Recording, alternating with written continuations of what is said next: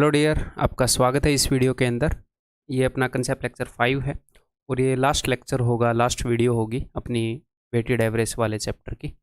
इसके अंदर हम मिसलेनियस क्वेश्चंस करेंगे और कुछ बहुत ही बढ़िया बढ़िया क्वेश्चंस करेंगे ताकि आप अपना दिमाग चला पाओ। ठीक है, आपकी थोड़ी सी ब्रेन स्टॉर्मिंग यहाँ पर मैं करवाऊँगा और रिलेवेंट क्वेश्चंस होंगे, डो नॉट वरी। और कुछ क्वेश्चंस की हम प्रैक्टिस कर लेंगे, कुछ ईजी क्वेश्चंस भी होंगे जो कि प्रैक्टिस के पर्पज से यहाँ पर रखे होंगे कि कुछ टाइप के पहले जो हमने क्वेश्चन किए हैं उनके एक आधे और क्वेश्चन मैं आपको करवा दूँ। ठीक है, तो चलिए जी स्टार्ट करते हैं। हमेशा की तरह आपने क्या करना है, अपना पेन, अपनी नोटबुक और अपना दिमाग है, यानी कि अपनी अटेंशन यहीं पर लेकर आ जाओ, तभी यूज़फुल होएगी ये वीडियो देखना। अगर मान लो अभी आपका दिमाग 100% पढ़ाई में नहीं लग रहा है तो एक बार 2 मिनट के लिए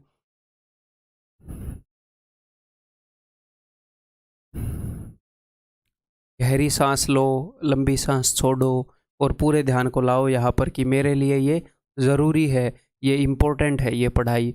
और तीसरी बात, ज़रूरी है, इम्पोर्टेंट है और मैं आपको बोर भी नहीं होने दूंगा, इंटरेस्टिंग तरीके से पढ़ाऊंगा, आपके ऊपर मैं पढ़ाई को बर्डन नहीं बनने दूंगा, तो आपको मज़ा आएगा, आपको इससे बचने की ज़रूरत भी नहीं है। ठीक है, तो चलिए जी स्टार्ट करते हैं। सबसे पहले ये क्वेश्चन सॉल्व कीजिए। नींद आ रही है तो मुंह धोकर आ जाइए। ठीक है,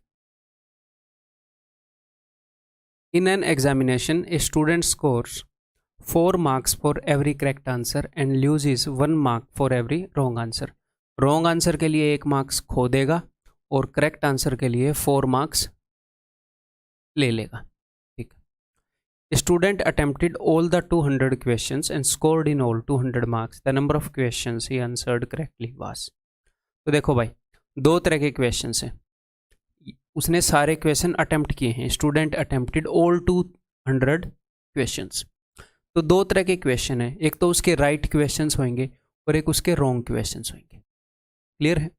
जो राइट क्वेश्चन हैं उनमें उसको एवरेज मार्क्स कितने मिलेंगे, जो राइट क्वेश्चंस की गैंग है उसकी एवरेज मार्क्स उसको कितने मिलेंगे। तो आप बोलोगे सर हर एक क्वेश्चन में 4 नंबर मिलेंगे, यहाँ पर मैं लिखूंगा 4।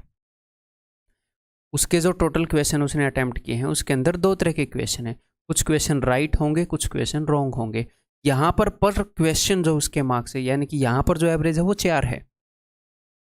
और जो रॉन्ग क्वेश्चन जिनको मैंने इकट्ठा किया कि सारे रॉन्ग क्वेश्चन इधर आ जाओ, उनकी एवरेज क्या है, हर एक क्वेश्चन ने उसको क्या दिया, -1। तो यहाँ पर जो एवरेज मार्क्स मिल रहे हैं इस ग्रुप में वो -1।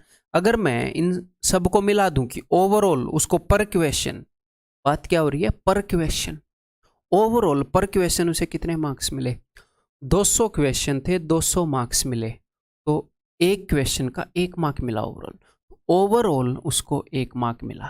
तो यहाँ पर हम एलिगेशन लगाएंगे, एक ग्रुप की एवरेज 4 है, एक ग्रुप की एवरेज -1 है, उन दोनों को मिला दें तो ओवरऑल एवरेज 1 है। तो एलिगेशन लगा देते हैं भाई साहब, दोनों ग्रुप्स का रेशियो आ जाएगा क्वांटिटी का कि कहाँ पर कितने क्वेश्चन थे, राइट क्वेश्चन कितने हैं, रॉन्ग क्वेश्चन कितने हैं। तो -1 और 1 का डिफरेंस 2। क्लियर है? -1 जो है वो 0 से 1 इधर है, 1 जो है वो 0 से 1 उधर है। ठीक है, 4 और 1 का डिफरेंस 3। तो 2:3 रेशियो में राइट और रॉन्ग क्वेश्चन है। ठीक, the number of question he answered correctly. तो करेक्टली कितने आंसर किए हैं भाई, टोटल क्वेश्चन 200 थे, तो 2 और 3 5, 5 यूनिट को रिप्रेजेंट करता है 200, यानी कि 5 का 40 गुना, 2 का 40 गुना 80। तो 80 क्वेश्चन ठीक किए, 120 गलत कर दिए। आप जैसी तैयारी थी उसकी, 80 ठीक किए, 120 खराब कर दिए।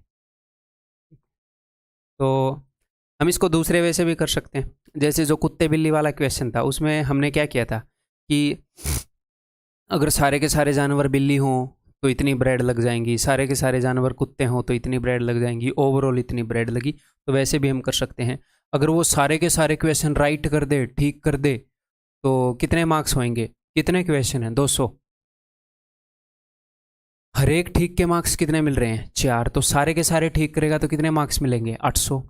सारे के सारे गलत कर दिए तो एक गलत क्वेश्चन का -1, 200 क्वेश्चन के -200। लेकिन एक्चुअल में मिले कितने हैं, उसने ना तो सारे ठीक किए ना सारे गलत किए, एक्चुअल में मिले कितने, एक्चुअल में मिले हैं जी 200 मार्क्स। तो एलिगेशन लगा दो, यहाँ पर गैप 400 है, यहाँ पर गैप भाई 600 है। ठीक है, तो रेशियो इज 2:3, सेम रेशियो आ गया। 200 क्वेश्चन को 2:3 में बांटोगे तो 2 की जगह पर आएगा 80। यही उसने पूछा है, ठीक है। क्लियर है? अपनी तैयारी को स्टेज से आगे बढ़ाओ, ऐसे मत रहो। ये क्वेश्चन बताओ, कोशिश करो, फिर इसके ऊपर एक बेहतरीन क्वेश्चन अगला। Gold is 19 times heavier than water, copper is 9 times heavier than water, in which ratio gold and copper should be mixed so that the mixture is 15 times heavier than water. तो यहाँ पर अपने पास एक metal है जो water से 19 गुना heavy है, यहाँ पर एक मेटल है कॉपर जो पानी से 9 गुना हैवी है। इन दोनों को इस तरीके से मिलाना है कि ओवरऑल जो मिक्सचर आए वो पानी से 15 गुना हैवी है। ये तो डायरेक्टली आपको दिख रहा होगा, ये पानी से 19 गुना हैवी है, ये पानी से 9 गुना हैवी है। इनको किस रेशियो में मिलाऊं कि पानी से 15 गुना हैवी हो? तो दैट्स इट, ठीक है। तो देखें, इन दोनों का गैप एलिगेशन लगेगी 6, इन दोनों का गैप 4, तो आपने इनको 3:2 रेशियो में मिलाना है जी, ठीक है। इस रेशियो में मिलाना है, ऑप्शन डी 3:2। क्लियर है? ये बताओ, ये देखता हूँ लास्ट क्वेश्चन के ऊपर बेस्ड कितने बच्चे इसका ठीक जवाब देंगे पहली बार में। टाइम भले ही कितना ही लग जाए, मैटर करता है कि ठीक कौन जवाब देगा। लिक्विड पी इज, तो लास्ट क्वेश्चन में क्या था कि गोल्ड जो है पानी के कंपैरिजन में कितना हैवी है। यहां पर किससे कंपेयर किया था? पानी से। यहां पर दूध से तो कंपेयर नहीं कर दिया था, तो सेम चीज से कंपेयर करके वेट लिखेंगे। पानी से 19 गुना हैवी, पानी से ये वाली चीज 9 गुना हैवी, पानी से ओवरऑल मिक्सर 15 गुना हैवी। तो liquid P is 1/3/7 times as heavy as water, यानी कि 10/7 गुना हैवी है। लिक्विड पी इज 10/7 गुना heavy as water, water is this much times as heavy as another liquid Q. तो यहाँ पर क्या बताया गया है? यहाँ पर यह बताया गया है कि जो पानी है ना, पानी क्यू के कंपैरिजन में कितने गुना हैवी है? 7/5 गुना। लेकिन यहाँ पर मुझे लिखना क्या है कि P जो है वो पानी के गुना में इतना हैवी है, Q जो है वो पानी के गुना में इतना हैवी है। तो Q पानी के कंपैरिजन में कितना हैवी है? 7/5 को इधर भेजो, पानी के वेट का 5/7 गुना हैवी है Q। यहाँ पर इन्होंने पानी बता दिया कि पानी Q के कंपैरिजन में कितना हैवी है। हमें ये थोड़ी लिखना है, हमें लिखना है P पानी के कंपैरिजन में कितने गुना हैवी है, Q पानी के कंपैरिजन में कितने गुना हैवी है। तो Q का वेट पानी के कंपैरिजन में 5/7 है, ठीक है जी। इन दोनों को किस रेशियो में मिलाएं कि the amount of liquid P that must be added to 6 liter of liquid Q so that the mixture may weigh as much as water, ताकि जो मिक्सर आए वो पानी के जितना ही भारी हो। तो पानी के कंपैरिजन में कितना गुना भारी हो? 1 गुना भारी हो भाई, 1 गुना भारी हो पानी के कंपैरिजन, पानी के जितना ही भारी हो। तो तीनों को 7 गुना कर दूं ताकि नीचे वाला 7 चला जाए। तो तीनों को मैं 7 गुना कर रहा हूँ, यहाँ पर क्या आ जाएगा? 7। 5 और 7 में 2 का फर्क, 10 और 7 में 3 का फर्क। तो 2:3 रेशियो में मिलाना पड़ेगा। और यहाँ पर इसने क्या बता रखा है? इसने बता रखा है कि भाई मैं कितना पी मिलाऊं 6 लीटर क्यू में। अगर 3 की जगह 6 लीटर है तो 2 की जगह 4 लीटर होगा, यही है ना जी? 4 लीटर इसका आंसर, ठीक है। क्लियर है? मुश्किल नहीं था अगर लास्ट वाला क्वेश्चन समझा तो। ये बताओ, ऐसा क्वेश्चन मैं पहले करवा चुका हूँ और ये TCS द्वारा पूछे गए एक एग्जाम का क्वेश्चन है, एक्चुअल ओरिजिनल क्वेश्चन। उम्मीद है कि आप करोगे।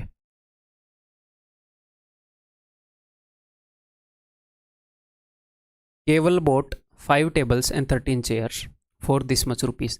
तो केवल ने 2 जगह पर रुपए लगाए, एक तो उसके रुपए फंसे पड़े हैं 5 टेबल में और एक उसके रुपए फंसे पड़े हैं 13 चेयर्स में। कुछ हिस्सा यहाँ पर लगा दिया, कुछ हिस्सा यहाँ पर लगा दिया, टोटल ये है, ठीक है।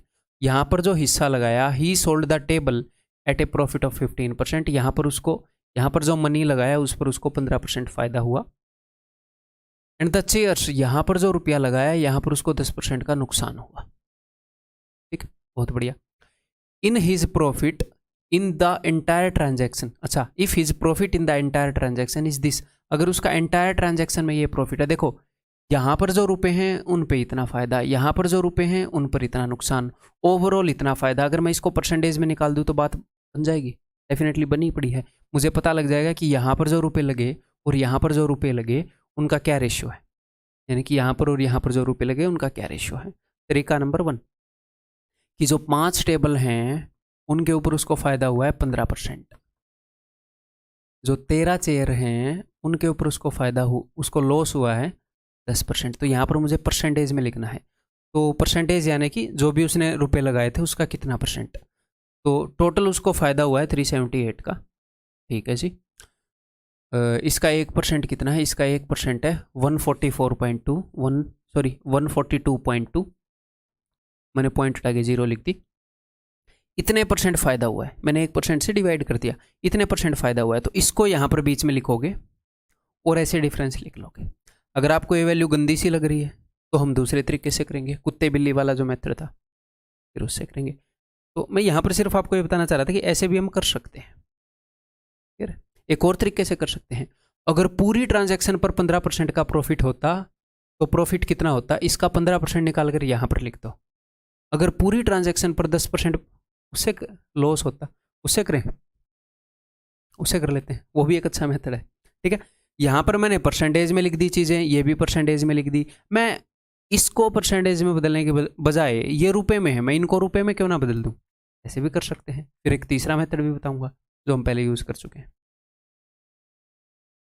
देखो, अगर पूरी की पूरी ट्रांजैक्शन पर 15% फ़ायदा होता, क्योंकि ये जो 5 टेबल हैं इनके ऊपर 15% फ़ायदा हुआ, यहाँ पर हमने 15% प्रॉफिट लिखा, यहाँ पर 10% लॉस लिखा, यहाँ पर ओवरऑल फ़ायदा या नुकसान लिखा कि पूरी ट्रांजैक्शन पर इतने रुपए का फ़ायदा। इसको परसेंटेज में कन्वर्ट करने के बजाय इनको हम एब्सोल्यूट वैल्यू में कन्वर्ट कर सकते हैं। ठीक है, तो करते हैं। तो इसका 10% कितना है भाई, इसका 10% है 1422। मैं किस चीज़ में, यहाँ पर कितने का लॉस हुआ 10% का, तो यहाँ पर तो मैंने -1422 लिख दिया, 10% का लॉस। ठीक है, मैं इंटरेस्टेड हूँ 15% में, तो इसका मैं ये 10% है, 5% और निकाल लूँ इसका आधा, तो वो हो जाएगा 711। तो टोटल कितना हो जाएगा 2133। इतने का फ़ायदा होएगा अगर पूरी ट्रांजैक्शन पर मैं 15% का फ़ायदा कर दूँ। पूरी पर लॉस कर दूँ तो इतने का लॉस होएगा। लेकिन ओवरऑल हुआ क्या है, ओवरऑल हुआ है भाई साहब 378 का फ़ायदा, ये फ़ायदा है। तो एलिगेशन लगाएंगे, एलिगेशन लगाएंगे तो ये नेगेटिव है, ये पॉजिटिव है, इनके बीच में जो डिफरेंस है वो आएगा इनके सम के बराबर। तो 1400 और 1300 1700 1800, तो 1800 का डिफरेंस इन दोनों में कितने डिफरेंस होएगा भाई, 13 में से 8 गए 5, देन 12 में 7 गए 5, देन 20 में 3 गए 17। ठीक है, तो इस रेशियो में 5 टेबल के ऊपर अगर ये रुपए लगे हैं तो 13 चेयर का जो कॉस्ट प्राइस है वो इतना है, 5 टेबल का इतना है। तो ये हम रेशियो निकालेंगे, यहाँ से हमें पता चल जाएगा 5 टेबल के ऊपर कितने लगाए, 13 चेयर के ऊपर कितने लगाए, फिर बता देंगे। एक टेबल का एक चेयर का कॉस्ट प्राइस पता लग जाएगा। ठीक है जी, देखते हैं, इसको सिंप्लीफाई करते हैं थोड़ा।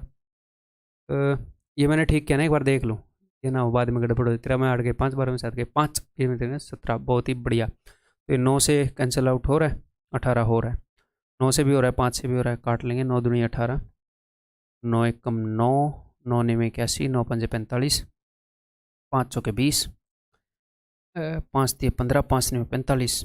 ठीक है, अब नहीं हो रहा, 40 आ गया और 39 आ गया, 40 एंड 39। क्लियर है, ये भी एक ईजी वे है। हमें कैलकुलेशन में कोई भयंकर चीज़ का सामना करना पड़ा, अभी तक नहीं करना पड़ा है। ठीक है, तो अगर ये टोटल रुपए थे तो इसमें से 40 आउट ऑफ ये टोटल मनी कितना है, टोटल मनी इज 79। तो क्यों ना मैं उसको 79 से डिवाइड कर दूं, ज़िंदगी थोड़ी सी आसान हो जाएगी हमारे लिए। 79 से डिवाइड कर देते हैं। ठीक है, 79 से अगर मैं डिवाइड करूँगा 2 पर नहीं जाएगा, 1 पर जाएगा। 12 में से 9 गए 3, 13 में 7 गए 6, 2, अब ये जाएगा 7 निम्मे, तो 8 पर जाएगा। देखो मैंने 7 से देखा, 7 निम्मे 63, तो निम्मे पर तो कैसे जा सकता है, 9 निम्मे 81 भी है, बड़ा ही आएगा। तो 8, 8 निम्मे 72। अब आप देख सकते हो 8 7 56 और 7। ठीक है, 8 पर गया, तो ये जा रहा है 180 पर। 79 का 180 गुना है, तो यहाँ पर मुझे पता चल गया कि भाई साहब एक्चुअल वैल्यू क्या है, 40 × 180। मैं कैलकुलेशन थोड़ी सी कम करना चाह रहा हूँ, इसलिए यहीं पर लिख रहा हूँ। यहाँ पर ये हो जाएगी 39 × 180 एक्चुअल वैल्यू। ये जो कॉस्ट है ये कितने की है, ये 5 टेबल की कॉस्ट है, और ये हमसे पूछ रहा है 2 टेबल की, 2 टेबल की कॉस्ट और 3 चेयर की कॉस्ट का डिफरेंस पूछ रहा है। ओके, तो ये 5 टेबल की है, तो मैं इसको 5 से डिवाइड कर दूं और 2 से मल्टीप्लाई कर दूं, है ना। तो 5 8 40, ओके। तो 8 दूनी 16, 16 8 128, 12 16 और 12 28। ये 2 टेबल की मैंने कॉस्ट लिख दी है, 2 की लिखनी थी, ओके जी। 13 चेयर की ये कॉस्ट है, तो मैंने इसको डिवाइड किया 13 से। ये 1 चेयर की कॉस्ट है और ये पूछ रहा है 3 चेयर की, तो ये लो जी 3 की बता देंगे, 13 3 39। अच्छा, एक और तरीके से कर सकते थे यार। 180 जो है 8 दूनी 16, यहाँ पर 16 बार आया है, यहाँ पर 180 9 बार आया है, तो गैप कितने का, 180 7 बार आए, 1260, 18 7 126। ऐसे भी कर सकते थे। 180 कॉमन है ना दोनों जगह।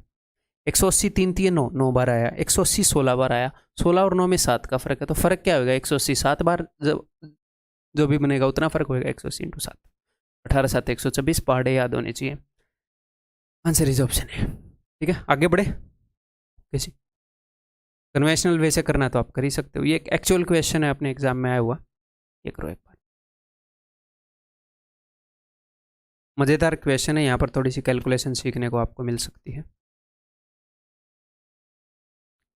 There are 3 groups of persons, male, female and children. There are 20 male and the number of female and children taken together is 4 more than that of male. इसने बताया 3 ग्रुप हैं, मेल, फीमेल और children. जो mail हैं वो 20 हैं और जो फीमेल और चिल्ड्रन टेकन टुगेदर, इन दोनों को इकट्ठे बताएं तो मेल से 4 ज़्यादा हैं, यानी कि 24 है। फीमेल कितनी है, चिल्ड्रन कितने हैं, अलग अलग उसने बताया नहीं। ओके जी। The average weight of males is 54 kg, males का एवरेज वेट, तो ये नंबर किसको डिनोट करता है, ये डिनोट करता है नंबर ऑफ मेंबर्स ग्रुप में, और ये एवरेज को डिनोट करता है। ठीक है, ओके। मेल की एवरेज 54, फीमेल्स की एवरेज 49, चिल्ड्रन की average 30। If the average of the whole group is this, इसको बिल्कुल बेसिक से कर सकते हैं हम, this into this, X into this.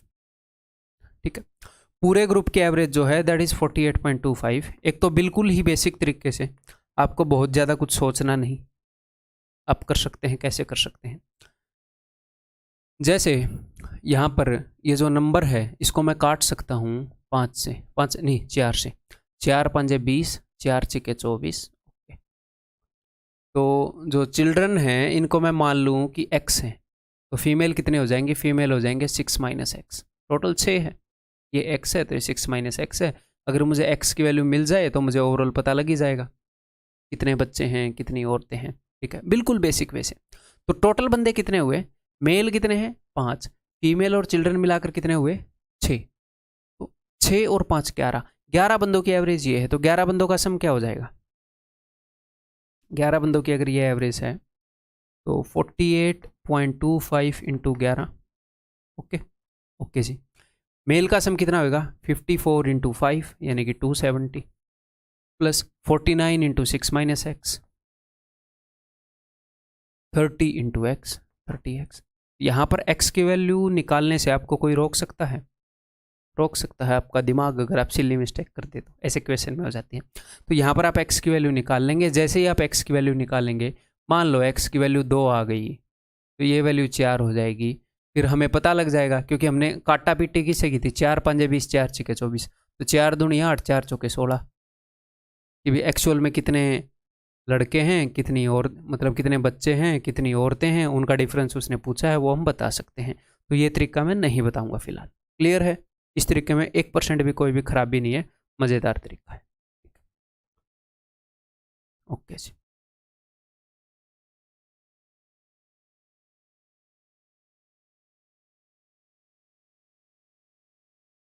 Okay, तो अपने पास जो इन्फॉर्मेशन है क्या है, उसने बताया कि सबकी एवरेज 48.25 है। मैं आपको किसी दूसरे तरीके से इस सिचुएशन को दिखाना चाह रहा हूँ। तो उस तरीके से कैसे करें, सबसे पहले ये वाला तो हमने कर लिया, 11 वाला, ठीक है। ओके, तो उस तरीके से कर लें। ये 5 6 वेटेड एवरेज लगा के कर लूँ मैं, 5 इंटू दिस, 6 इंटू समथिंग। ठीक है, 2 तरीके से आप यहाँ पर कर सकते हो। देखो ध्यान से मेरी बात को सुनो। ये मैंने एक ग्रुप मान लिया कि एक ग्रुप है, इसके अंदर मेल है, यहाँ पर टोटल बंदे कितने हैं 5। ये एक ग्रुप है, इसके अंदर चाहे कुछ भी हो, फीमेल है, चिल्ड्रन है, जो भी है, अपने पास 2 ग्रुप हैं। इस ग्रुप में 5 बंदे हैं, इस ग्रुप में ओवरऑल 6 बंदे हैं। ओके जी, ओवरऑल इन दोनों ग्रुप को मिलाते हैं। आप बोलोगे सर 3 ग्रुप को मिलाने पर नहीं, मैंने फीमेल और चिल्ड्रन को एक बोरे में बंद कर दिया। ये एक बोरा है, इसके अंदर 6 बंदे हैं, सारे मेल को एक बोरे में बंद कर दिया, इस बोरे के अंदर 5 बंदे हैं। इन दोनों बोरों को मैंने मिलाया तो एवरेज कितनी निकली, एवरेज इतनी निकली। इस बोरे की एवरेज पता है, ओवरऑल एवरेज पता है, इस बोरे की एवरेज निकालनी है। निकाल सकते हो कि नहीं? तो फीमेल और चिल्ड्रन को मिलाकर, अगर आपको फीमेल और चिल्ड्रन को मिलाकर एवरेज, फॉर एग्जांपल मान लो आपको मिल जाती है जी 48, तो फिर आप ऐसे 18, ऐसे 1 फीमेल और चिल्ड्रन का रेशियो निकाल पाओगे? जी हाँ सर निकाल पाएंगे। तो बस इनकी एवरेज निकालनी है भाई, मेरे भाई इस गैंग की एवरेज निकालनी है। निकाल दोगे कि नहीं निकाल दोगे? मैं यहाँ पर आपके दिमाग को थोड़ा चलाना चाहूँगा कि आप किसी भी वे में चले जाओगे तो आप इस क्वेश्चन को सोल्व कर पाओ। टाइम लेकर सोल्व करवाऊंगा, ठीक है? एक तरीका मैं बता चुका हूँ, ठीक है? अब यहाँ पर देखो, इसका और इसका मुझे रेशियो पता है कि 5:6 है इस ग्रुप का। तो मैंने आपको ये बताया था कि जहाँ पर भी आप वेटेड एवरेज लगा सकते हो वहाँ पर आप एलिगेशन भी लगा सकते हो, जहाँ पर आप एलिगेशन लगा सकते हो वहाँ पर आप वेटेड एवरेज भी लगा सकते हो। तो यहाँ पर मैं दोनों चीज़ें लगा कर दिखाऊंगा इसके अंदर। पहले तो मैं वेटेड एवरेज लगा कर दिखा दूँ। हमने इस गैंग की एवरेज निकालनी है ना, तो इस गैंग की एवरेज आप कैसे निकाल सकते हो? 5 बंदों की एवरेज है 54, तो 5 × 54 वो हो जाएगा 270, प्लस 6 बंदों की एवरेज मुझे पता नहीं, मैंने मान ली x, वो है 6x। 6 और 5 11 बंदों की एवरेज कितनी हो जाएगी? 11 × दिस। आपको x निकालने से कोई रोक सकता है? कोई नहीं रोक सकता, आप इजीली x निकाल लोगे। आपको फीमेल और चिल्ड्रन की एवरेज मिल गई। x मैंने क्या मानी है? इस पूरी गैंग की एवरेज। फिर आप ऐसे लगा लोगे एलिगेशन, आपको इन दोनों का रेशियो मिल जाए। क्लियर है? तो यहाँ पर अगर यहाँ पर एक आधे बच्चों को ये डाउट आ रहा होगा कि यहाँ पर कैलकुलेशन काफ़ी टिपिकल हो रही है, सर कैलकुलेशन को कैसे करें? तो ये मैं करके दिखा देता हूँ, टेंशन मत लो। तो 11 से इसको मल्टीप्लाई करूँ तो 5, 7, 10, 8 तो 10, 0, 1 बच गया, 8 4 12 और 1 13, 4 और 1 5। इन दोनों का प्रोडक्ट आएगा। मैंने मल्टीप्लीकेशन बाई 11 यूज़ किया है, जो मैंने आपको बताया है कैलकुलेशन की क्लास में, ठीक है? इसमें से मैं 270 को घटा दूंगा, तो ये लो जी 270 को घटा दिया, तो मेरे पास क्या बचेगा? 13 में 7 गए, 6 4 में 260.75। तो ये 6x की वैल्यू बची है। अगर ये 6x की वैल्यू बची है तो इसको मैं 6 से डिवाइड कर दूँ? जी हाँ सर, 6 से डिवाइड करोगे तो x की वैल्यू आ जाएगी, ठीक है? तो मैंने 6 से डिवाइड कर दिया। तो इसको जब आप 6 से डिवाइड करोगे तो आपने कैसे करना है? देखो ऊपर वाला 3 से कट रहा है कि नहीं? 7 और 5 12, ये तो कट जाएगा। 6 और 2 8, ये नहीं कटेगा, ये 3 से कटेगा नहीं। तो 6 से जब आप इसको करोगे, डिनोमिनेटर में 3 है, ऐसा डेसिमल आएगा जो कभी एंड ही नहीं होएगा और हमारी कैलकुलेशन को मुश्किल कर देगा। तो इसको कैसे सोल्व करें सर? तो आप क्या करो, 260.75 इसको आप ऐसे देख सकते हो, दूसरी सीट पे ले लूँ 260.75, 260.75 डिवाइडेड बाई 6, इसको मैं मन ही मन में ऐसे देख सकता हूँ 260 प्लस 0.75 डिवाइडेड बाई 6। आप बोलोगे हाँ जी सर कोई प्रॉब्लम नहीं है, आपका मन इतना बड़ा तो है ही, ठीक है? इसको हम ऐसे देख सकते हैं। तो मैं इसको अलग से डिवाइड करूंगा, इसको अलग से डिवाइड करूंगा। मैं यहीं पर लिख रहा हूँ, मैं इसको डिवाइड कर रहा हूँ। जब मैं इसको डिवाइड कर रहा हूँ ना 260 को, बताओ क्या आएगा? 6 चौके 24, 2 बच गया 0, 6 3 18, 2/6 यानी कि 1/3। 2/6 को मैंने क्या लिख दिया? 1/3। अब ये है ना, ये 0.75, इसका मतलब क्या है? इसका मतलब है 3/4। इसको अगर आप 6 से डिवाइड करोगे तो इसका मतलब क्या है भाई साहब? इसका मतलब है 1/8। 43 1/3 का मतलब ये तो आपको पता ही होएगा ना, 43 प्लस 1/3 है, ठीक है? वही मैंने लिखा है यहाँ पर। अब आप इसको ऐसे लिख सकते हो, इन दोनों को जोड़ लो, 8 एकम 8, 3 एकम 3, 8 और 3 11/24। ये देखो कितना फास्ट आ गया। क्लियर है? 43 11/24। तो x की वैल्यू मुझे मिल गई है। x क्या था? इन दोनों की एवरेज, और वो है 43 11/24। अब आप यहाँ पर इसको सोल्व कर सकते हो भाई।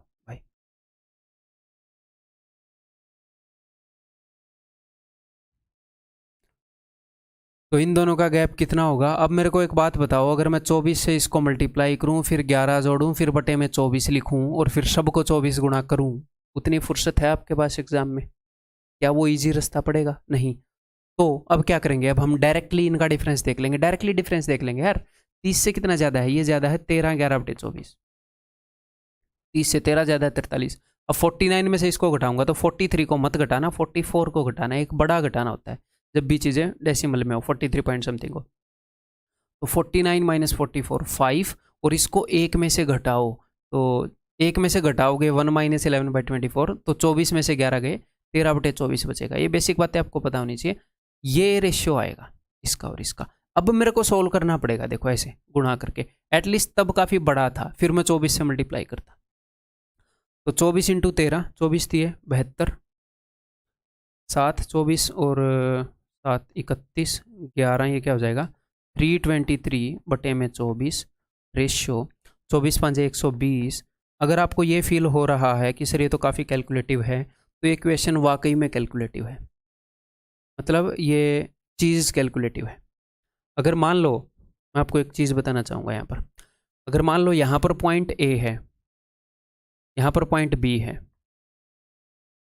और आप ऐसे करके ए और बी की एक्चुअल दूरी है 2 किलोमीटर, और आप क्या कर रहे हो, आप 10 किलोमीटर का रास्ता ले रहे हो ये, तो एक 2 किलोमीटर का रास्ता एग्जिस्ट करता है, तो मैं आपको ये बताऊंगा कि भाई 10 किलोमीटर का रास्ता मत ले, देख तू 2 किलोमीटर का रास्ता है, तो आप क्या बोलोगे, शॉर्टकट बता दिया सर आपने, ठीक है।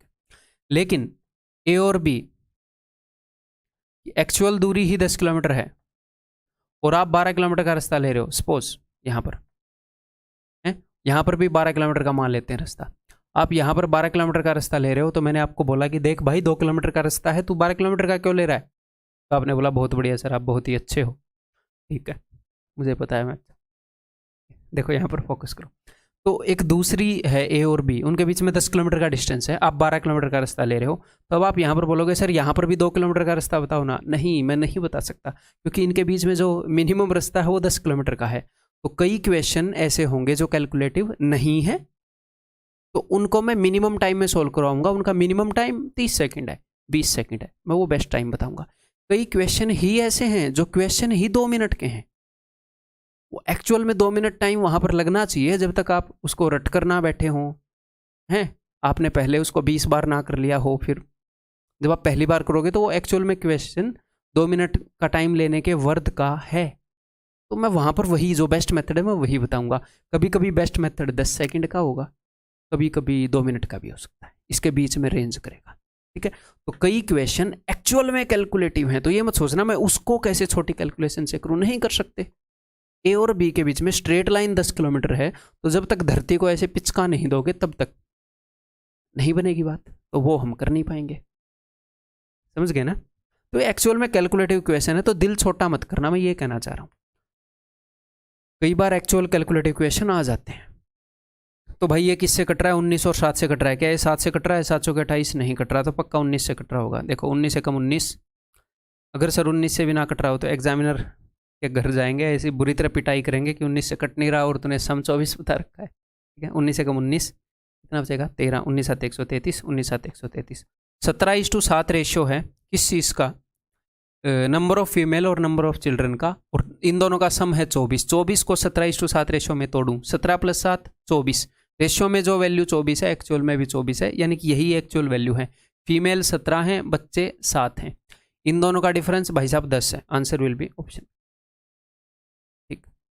तो सबसे पहले मैंने आपको बिल्कुल बेसिक तरीका बताया, x मानो, 6 - x मानो, x की वैल्यू मिलेगी, कर दो, कोई दिमाग लगाना ही नहीं पड़ा, कुछ 1% भी दिमाग नहीं लगा, ठीक है। फिर उसके बाद मैंने क्या बताया, इन दोनों को अलग अलग ग्रुप मान लो, ठीक है। तो 2 ग्रुप हो गए, आप इस ग्रुप को निकाल सकते हो, मैंने वेटेड एवरेज लगाकर बताया, और मैंने साथ के साथ ये भी बताया था कि मैं एलिगेशन लगाकर भी बताऊंगा इसी चीज़ को, यहाँ पर वेटेड एवरेज लग रहा है तो एलिगेशन भी लग सकता है, तो वो ही बता देता हूँ, ठीक है। क्लियर है, देखो अब ध्यान से, तो ओवरऑल जो एवरेज है वो है भाई 48.25, तो यहाँ पर जो ग्रुप है उसकी क्वांटिटी को रिप्रेजेंट करता है 5, इसको 6।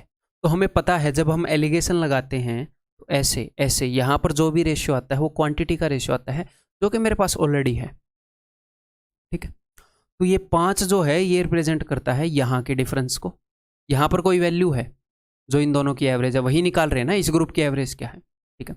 यहाँ पर कोई वैल्यू है, उसके और इसके गैप को रिप्रेजेंट करता है 5, और इन दोनों के गैप को रिप्रेजेंट करता है तो आपको ये देखना है कि अगर 6 यूनिट की ये वैल्यू है, इनका गैप तो आपको पता है ना, अगर 6 यूनिट की वैल्यू ये है तो 5 यूनिट की ये वैल्यू होगी। और हाँ, इससे अगर ये बड़ा है तो इससे ये छोटा होएगा, एक बड़ा होएगा एक छोटा होएगा।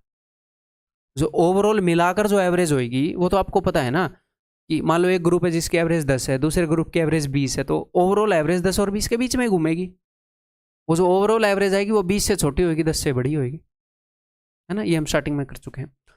तो यहाँ पर इसका और इसका गैप हमें पता है, इसका और इसका गैप कितना है भाई साहब, 48 की जगह मैं 49 सब्ट्रैक्ट करूंगा, 54 माइनस 49 5.25, इनका गैप है 5.25 जो कि 6 यूनिट की वैल्यू है। तो 1 यूनिट की वैल्यू क्या होगी, 1 यूनिट की वैल्यू होगी है, मुझे 5 यूनिट की वैल्यू चाहिए, मुझे चाहिए ये, इससे ये बड़ा है, इससे इतना छोटा ये है, ये डायरेक्ट वैल्यू आ गई। अब 6 यूनिट की वैल्यू, ये जो डिस्टेंस है ये 6 यूनिट को रिप्रेजेंट करता है, ये डिस्टेंस 5 यूनिट को। 6 यूनिट की वैल्यू मुझे मिल गई तो मैंने 6 से डिवाइड किया, 1 यूनिट की वैल्यू आ गई, मुझे चाहिए 5 यूनिट की वैल्यू। ठीक है, 5 यूनिट की वैल्यू है, इसमें और इसमें गैप 5 यूनिट का है।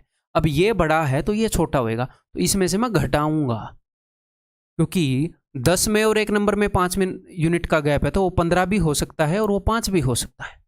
तो आप इसमें 5 जोड़ोगे या 5 घटाओगे, वो हमें ऐसे पता चलेगा, ये बड़ा है तो ये छोटा निकलेगा। ठीक है जी, ओके भाई। तो अब ये करें कैलकुलेट, ये भी होएगा नहीं है ना, मतलब 10 से कटेगा नहीं। ओके, ठीक है, कोई दिक्कत नहीं है। 10 से ये, सॉरी 10 से नहीं, 6 से कट नहीं रहा ना, 12, 3 से कट रहा है, कट रहा है, सिर्फ नीचे 2 बच जाएगा, 5 बड़ा 10, चलो ठीक है फिर करते हैं।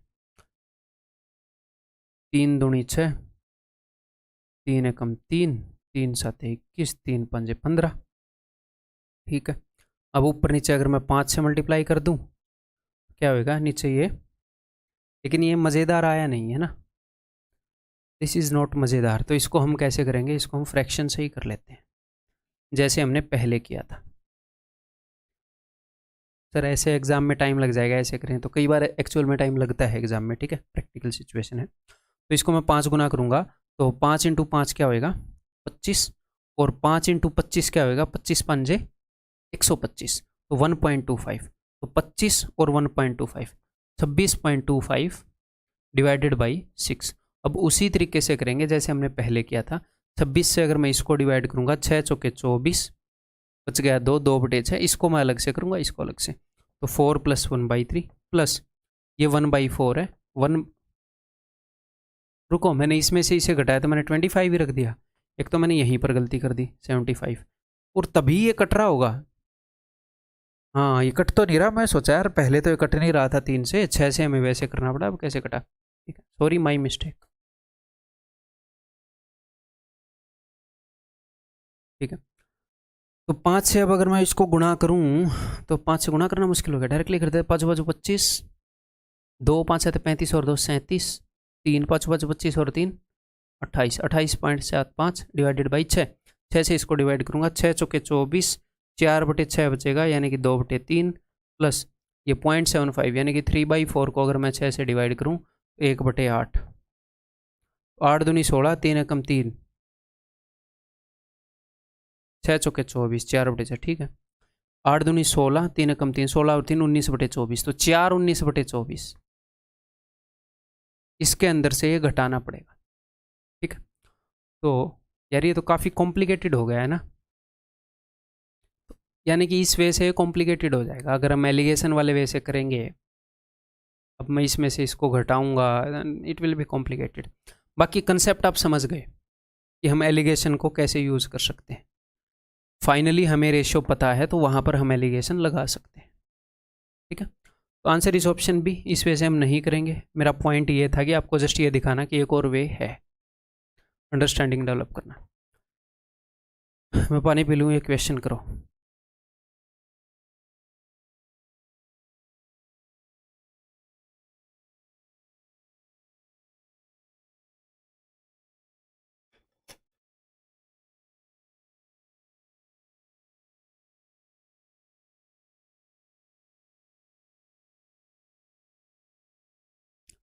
If x liter solution of alcohol and water, in x liter solution of alcohol and water, the ratio of alcohol and water is 5:7. Alcohol और वाटर का रेशियो 5:7 है। x लीटर सॉल्यूशन है। अगर 5 लीटर एल्कोहल ऐड कर दी, 11 litre water add कर दिया, तो percentage of alcohol in the resulting solution becomes 40%। जिस कंसेप्ट से मैं इसको करूँगा वो हम पहले रेशियो के अंदर डिस्कस कर चुके हैं। ये क्वेश्चन सिर्फ इसीलिए लिया है कि आपको वो मैं रिमाइंड करा सकूँ। आपको ध्यान आया? दो चीज़ों का रेशियो 5:7 है और इस वैल्यू के अंदर कुछ चेंज किया, इस वैल्यू के अंदर कुछ चेंज किया। बाद में एल्कोहल कितना हो गया? एल्कोहल हो गया 40%, तो पानी कितना होगा? 60%। 40-60 यानी कि रेशियो 2:3 हो गया। कब? जब एल्कोहल के अंदर मैंने 5 लीटर ऐड किया, पानी के अंदर 11 लीटर ऐड किया। This is initial ratio, this is final ratio. ये वो चेंज है जिस चेंज के कारण ये रेशियो इस रेशियो में हो गया। ऐसे क्वेश्चन हमने रेशियो में किए हैं भाई। ठीक, क्लियर? अब अगर मान लो आपको ये ध्यान में ना आया हो, क्वेश्चन देख के आ गया हो तो बहुत बढ़िया। अगर आपको ध्यान में ना आया हो तो कई बच्चे ऐसे डिप्रेस हो जाएंगे, भाई मैंने तो किया था, मेरे तो ध्यान में नहीं आया, अब मैं क्या करूँ, मैं तो मैथ को बोल रहा हूँ।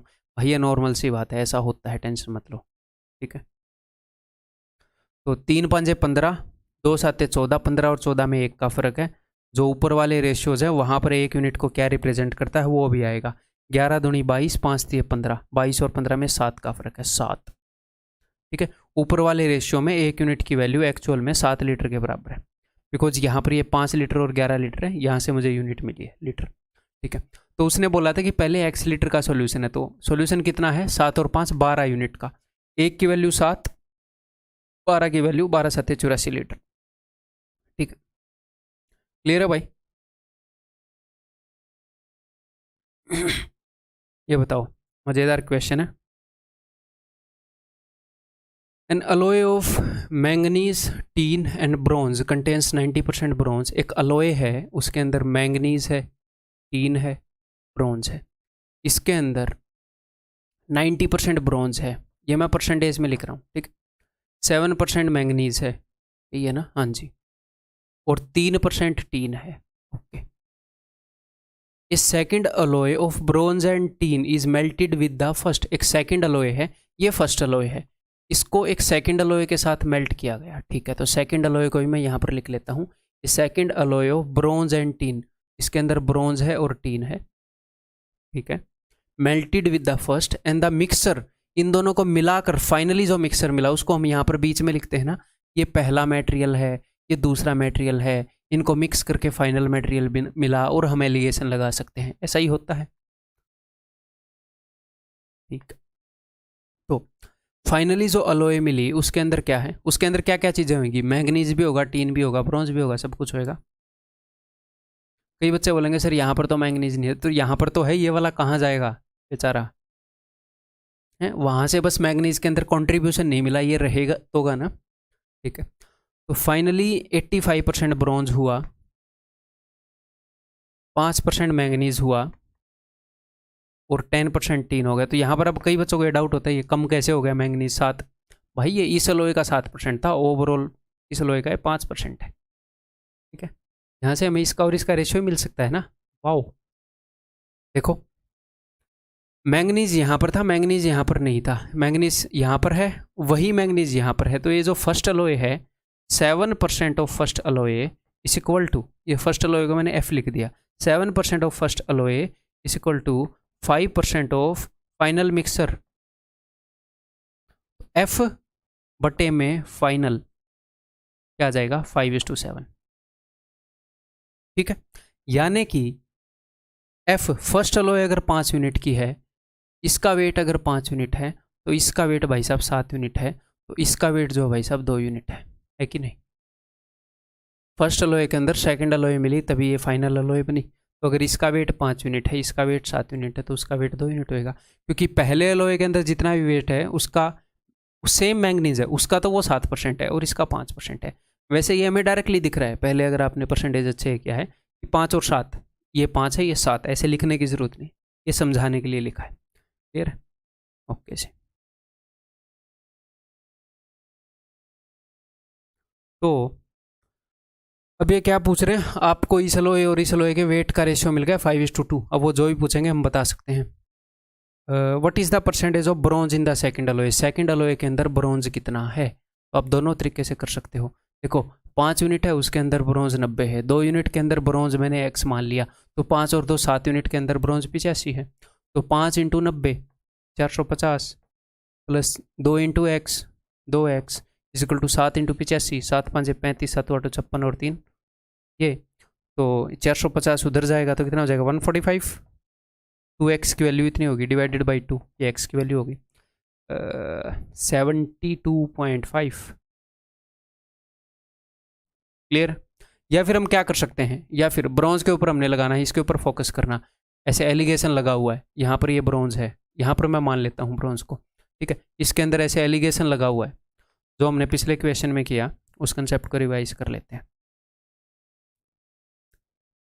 मुझे पता है कि इस एलॉय की क्वांटिटी है 5, इस एलॉय की क्वांटिटी है 2, तो यहाँ का डिस्टेंस मुझे पता है, यहाँ पर डिस्टेंस क्या है 15, सॉरी 5 यूनिट डिस्टेंस है, 5 यूनिट, इस 5 यूनिट को रिप्रेजेंट करता है 2, तो 1 यूनिट की वैल्यू क्या हो गई 5/2, 5 यूनिट की वैल्यू क्या हो जाएगी ये 12.5, यहाँ का डिस्टेंस 12.5 है। अब देखो ये इससे ये बड़ा है तो वो छोटा होगा, 85 में से 12.5 घटा दो तो ये 72.5 आएगा, ऑप्शन बी। ठीक है,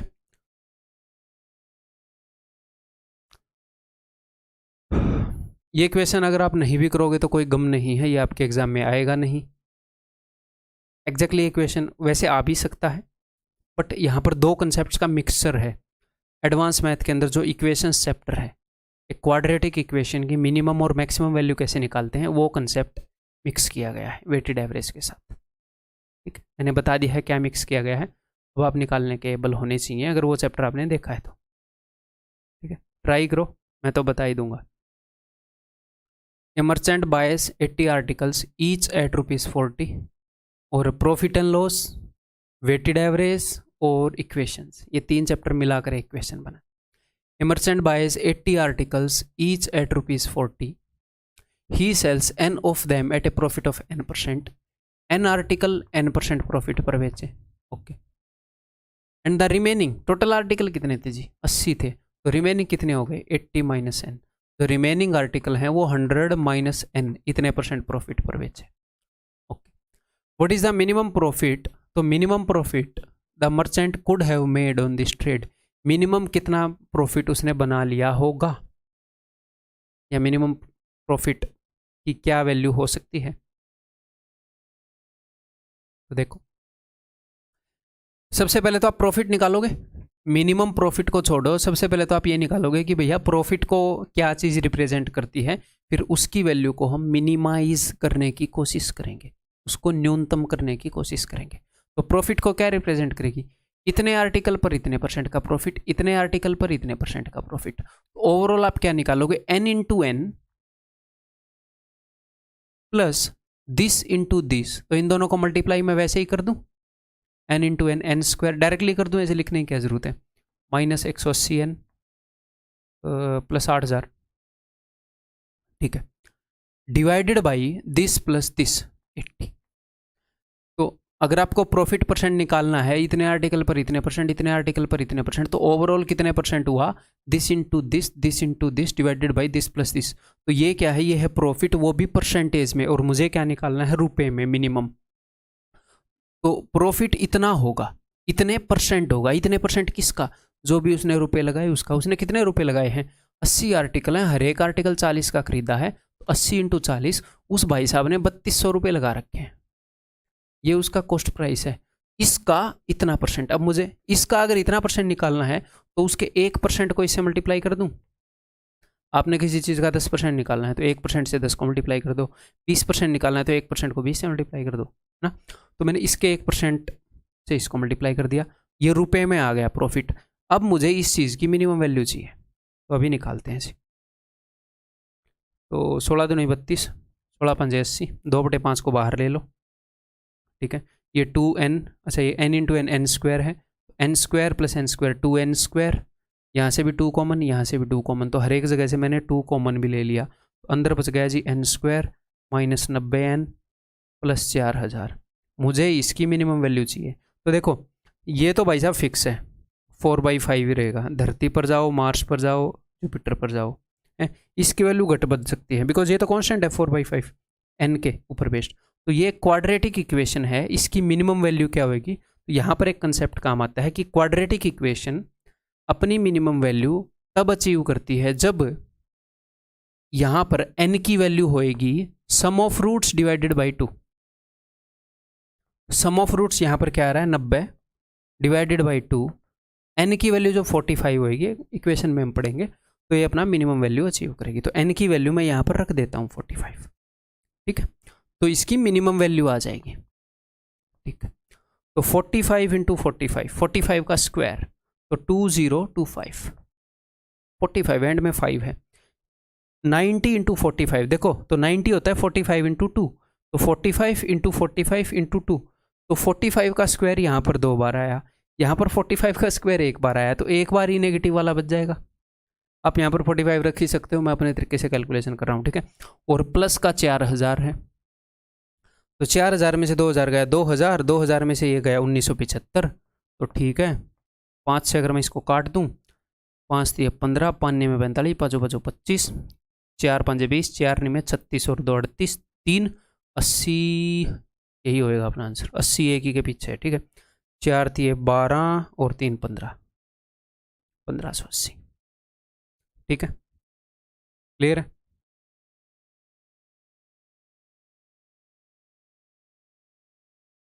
ये बताओ, a person invested A total amount of rupees 15 lakh, A part of it was invested in a fixed deposit earning 6% annual interest and the remaining amount, तो कुछ पार्ट उसने एफडी में डाल दिया जिसके ऊपर उसको रेट मिल रहा था 6%, और कुछ रिमेनिंग पार्ट है वो उसने 2 जगह डाल दिया, ठीक है। And the remaining amount was invested in 2 other deposits, 2 other deposit में डाल दिया in this ratio, earning annual interest at the rate of 4% and 3%। यहाँ पर उसको 4%, यहाँ पर उसको 3% रिटर्न मिल रहा था। जो बाकी का पार्ट है वो 2:1 रेशियो में बांटा, okay. If the total annual interest is this much, अगर टोटल एनुअल इंटरेस्ट इतना है तो आप बताओ then the amount invested at 4% was, तो 4% पर जो अमाउंट इन्वेस्ट किया वो कितना है, ठीक है। तो मैं एक बार पूरी चीज़ आपको समझाऊं कि हम इसको करेंगे कैसे, कैसे अचीव कर सकते हैं। देखो एफडी में जो डाला उसके ऊपर कितना ब्याज मिल रहा है 6%, जो रिमेनिंग है उस पर कितने % ब्याज मिल रहा है निकाल सकते हैं, बिकॉज जो रिमेनिंग है वो 2:1 रेशियो में है, तो 2 × 4 1 × 3 बटे में 2 + 1, 2 हिस्सों पे 4%, 1 हिस्से पे 3%, इजीली निकाल सकते हो। तो यहाँ की परसेंटेज भी निकाल सकते हो, जी हाँ सर बिल्कुल निकाल सकते हैं। ओवरऑल की परसेंटेज निकाल सकते हो, ईजी है क्या निकालनी, ओवरऑल की भी निकाल सकते हैं। 76,000 ब्याज मिल रहा है, 15 लाख का कितना % है, जी हाँ सर इसको डिवाइड मार देंगे उसके 1% से, पता लग जाएगा कितने % है, जी हाँ निकाल सकते हैं। तो आपको इसका रेशियो मिल जाएगा, जी हाँ, और इसके अंदर दोनों पार्ट्स का रेशियो ऑलरेडी पता है, जी हाँ, तो अभी निकाल देंगे।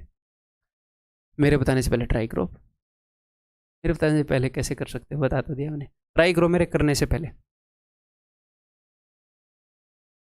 देखो तो 2 पार्ट के ऊपर रेट है जी 4%, तो 2 चौके 8, एक पार्ट के ऊपर है 3%, तो 3 2 और 1 3, 11/3%। तो यहाँ पर जो उसको ब्याज मिल रहा है दैट इज 11/3%। ओवरऑल जो उसको ब्याज मिल रहा है वो कितना मिल रहा है अभी देख लेते हैं। उसको 76,000 ब्याज मिला है 15 लाख पर, तो 15 लाख का 1% है 15,000, ठीक है। देखो लाख जो है 100,000 मिलके 1 लाख बनता है, 1 लाख 1% 1,000 है, 100 लाख मिलके 1 करोड़ बनता है। तो कभी भी परसेंटेज निकालना हो 15 लाख का 1% 15,000, 15 करोड़ का 1% 15 लाख, ठीक है। तो 1% 15,000, तो ये ओवरऑल इतने % उसको ब्याज मिला है। 76/15 यहाँ लिखने से पहले क्या आप मुझे इजाज़त देते हो मैं तीनों को 15 गुना कर दूँ, 15 × 6 = 90, इसको 15 गुना करूँगा तो 55 आ जाएगा, इसको 15 गुना करूँगा तो 76 आ जाएगा, ठीक है। ऐसे निकाल लें, तो 6 में 5 के 1, 7 में 5 के 2, 21, ऐसे गुणा कर, ऐसे डिफरेंस निकाले 14, तो 7 × 21, 7 दूनी 14, तो 3:2 रेशियो है भाई साहब। यहाँ पर 3 रुपये लगाए तो यहाँ पर 2 रुपये लगाए, लेकिन यहाँ पर इस रेशियो के अकॉर्डिंग ये बोल रहे हैं कि भाई साहब 3 रुपये लगाए, इसकी वैल्यू यहाँ के अकॉर्डिंग 3 है, यहाँ के अकॉर्डिंग 2 है, तो काम करते हैं 2 से उसको मल्टीप्लाई कर देते हैं, 3 से इसको, तो 3 × 3 = 9, 3 दूनी 6, और 2 से उसको मल्टीप्लाई कर दिया, 2 दूनी 4, 2 एकम 2। तो अब आप यूज़ कर पाओगे, देखो 4 और 2 की वैल्यू 6। तो अब आप पहले यहाँ पर 9 रुपये लगाए, तो यहाँ पर 4 लगाए, यहाँ पर 2 लगाए, आपको रेशियो मिल गया। अब वो बोल रहे हैं कि भैया 4% पर कितने रुपए लगाए थे, तो 4% पर ये लगाया था, ये वाला हिस्सा। 15 लाख को इस रेशियो में बांटा उसने, 9 और 4 13 और 2 15, 15 लाख, 15 ही बन गया, एक्चुअल में 15 लाख है, यानी कि यहाँ पर 4 लाख रुपए उसने लगाए 4% पर। ठीक है जी, clear?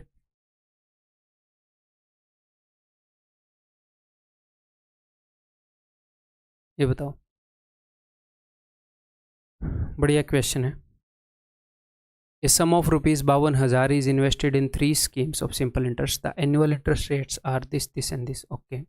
19,000 were invested in the first scheme and a total interest earned after 5 years is 19,000 first में हो गए, बाकी 2 में मुझे पता लग गया, ओवरऑल मुझे पता लग गया, इनका रेशियो पता लग जाएगा। How much money was invested in the third scheme, तो थर्ड स्कीम में भी पता लग ही जाएगा। ठीक है जी, तो करेंगे कैसे वो मैं सोच रहा हूँ। चलो डायरेक्टली करना स्टार्ट करते हैं। मतलब कि 2 ऑप्शन है हमारे पास, कन्वेंशनल मेथड से चलते रहें या शिफ्टिंग वाले से करें, वो वैल्यू पर डिपेंड करता है, तो देखते हैं करके।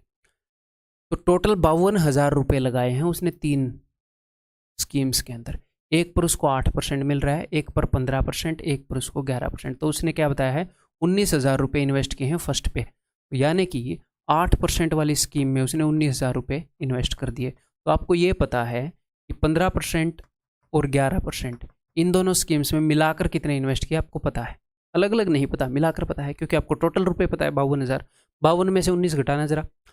अब 52 में से 19 घटाने से पहले एक टेक्निक बताऊं, दोनों के अंदर एक एक जोड़ दो, तो इनका डिफरेंस निकालना है, एक एक जोड़ देंगे तो क्या ही फर्क पड़ जाएगा, तो ये 20 बन जाएगा, ये फर्क पड़ जाएगा। तो 53 माइनस 20 33,000 ईजी रहता है घटाना। तो इन दोनों स्कीम्स पर मिलाकर 33,000 रुपये इन्वेस्ट किए जी, और मुझे इनका रेशियो पता ही है, और ओवरऑल जो अपना इंटरेस्ट है वो कितना बन गया, total interest earned after 5 years, 5 साल में इतना इंटरेस्ट बना। मैं इसको 5 से डिवाइड करूंगा, 5 5 25, अलग से ही डिवाइड कर लेंगे, 5 5 25,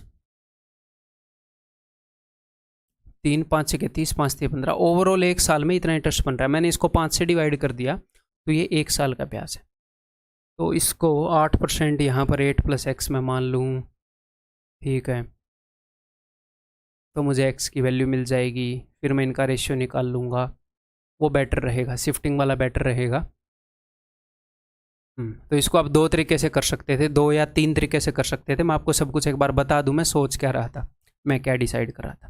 देखो यहाँ पर 8% ब्याज मिल रहा है, यहाँ पर मुझे पता नहीं कितने परसेंट मिल रहा है, मुझे वही निकालना है कि यहाँ पर कितने परसेंट मिल रहा है। ठीक है, तो ओवरऑल मुझे कितने परसेंट ब्याज मिल रहा है मैं वो निकाल सकता हूँ। एक तो 5630 is what percent of that value, because मुझे इनका रेशियो पता है, तो मैं वेटेड एवरेज लगा सकता हूँ कि नहीं लगा सकता हूँ। मान लो यहाँ पर मुझे कुछ भी 10% आ गया सपोज, तो मैं क्या कर सकता हूँ, ऐसे एलिगेशन लगा सकता हूँ। मुझे इन दोनों का रेशियो पता है 19:33, कि यहाँ का जो गैप है अगर वो 33 यूनिट है, तो यहाँ का गैप 19 यूनिट है, और मुझे ये पता लग जाएगा। जस्ट एग्जाम्पल लेके बता रहा हूँ, तो ये एक मेथड हम कर सकते हैं। ठीक है, मैं वेटेड एवरेज लगा सकता हूँ कि नहीं लगा सकता हूँ, बिल्कुल लगा सकता हूँ। देखो 19 हिस्सों पर मुझे ब्याज मिला 8%, 19 × 8 प्लस यहाँ पर मुझे ब्याज मिला x%, तो 33 × x। ध्यान से मेरी बात को सुनते रहो बस। 19 और 33, 52 हिस्सों पर मुझे ब्याज मिला, ये कितने परसेंट है वो मैं लिख दूंगा, वो मैं निकाल सकता हूँ। उसका वैल्यूज़ पर डिपेंड करता है, मैं आपका दिमाग को चलवा रहा हूँ बस। x की वैल्यू मिल जाएगी। सपोज x की वैल्यू 12 आ गई, तो आप इन दोनों का रेशियो निकाल लोगे, इन दोनों का रेशियो मिलते ही 33,000 को उस रेशियो में तोड़ के उत्तर बता दोगे। ठीक है जी, हाँ जी सर ऐसे हो सकता है। तीसरी जो मैं चीज़ सोच रहा था, वैल्यू पर क्या डिपेंड करती है, मैं ये सोच रहा था कि शिफ्टिंग से कर लें इसको, मतलब हम इसको ऐसे कर लें जैसे हम करते थे कि यहाँ पर 8% ब्याज मिल रहा है, यहाँ पर 11% और 15%, तो 11% से ज़्यादा रेट रहेगी, 15% से कम, ये तो श्योर है। तो मैंने इसको मान लिया कि 8 + x% यहाँ पर रेट है। मुझे पता नहीं x की वैल्यू क्या है, बट 8 + x% यहाँ पर रेट।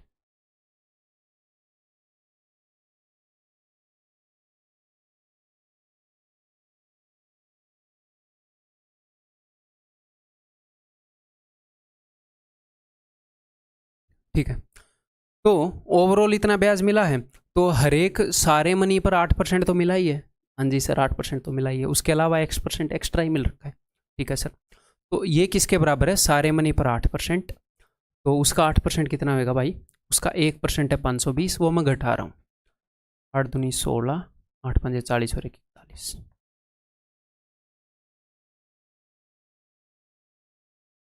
1470। ये क्या है, this is X% of what, X% of 33,000। तो 33,000 का X%, 33,000 का 1% कितना है, 330, 330 इंटू एक्स है ये, तो एक्स की वैल्यू मिल जाएगी आपको। ठीक है, एक्स की वैल्यू मिलते ही फिर कुछ बचेगा ही नहीं क्वेश्चन के अंदर। 11 से कट रहा है क्या ये, नहीं कट रहा, 3 से तो कट ही रहा है, 3 से 11 पर 3 के 12, 3 ने में 27, 49/11, तो यहाँ पर x की वैल्यू है 49/11। ओके, तो दैट इज इक्वल टू 11 चौके 44, 4 5/11। ठीक है, तो 8 और 4 12, 12 5/11%, 12 5/11% दर है यहाँ पर ब्याज की। तो 11 से इसका गैप देखूँ, 11 से अगर मैं इसका गैप देखूँगा तो 15/11, और 15 से इसका गैप देखूँगा, 15 में से 13 घटाऊँगा 26/11। ठीक है, अब तो सब कुछ आया पड़ा है जी।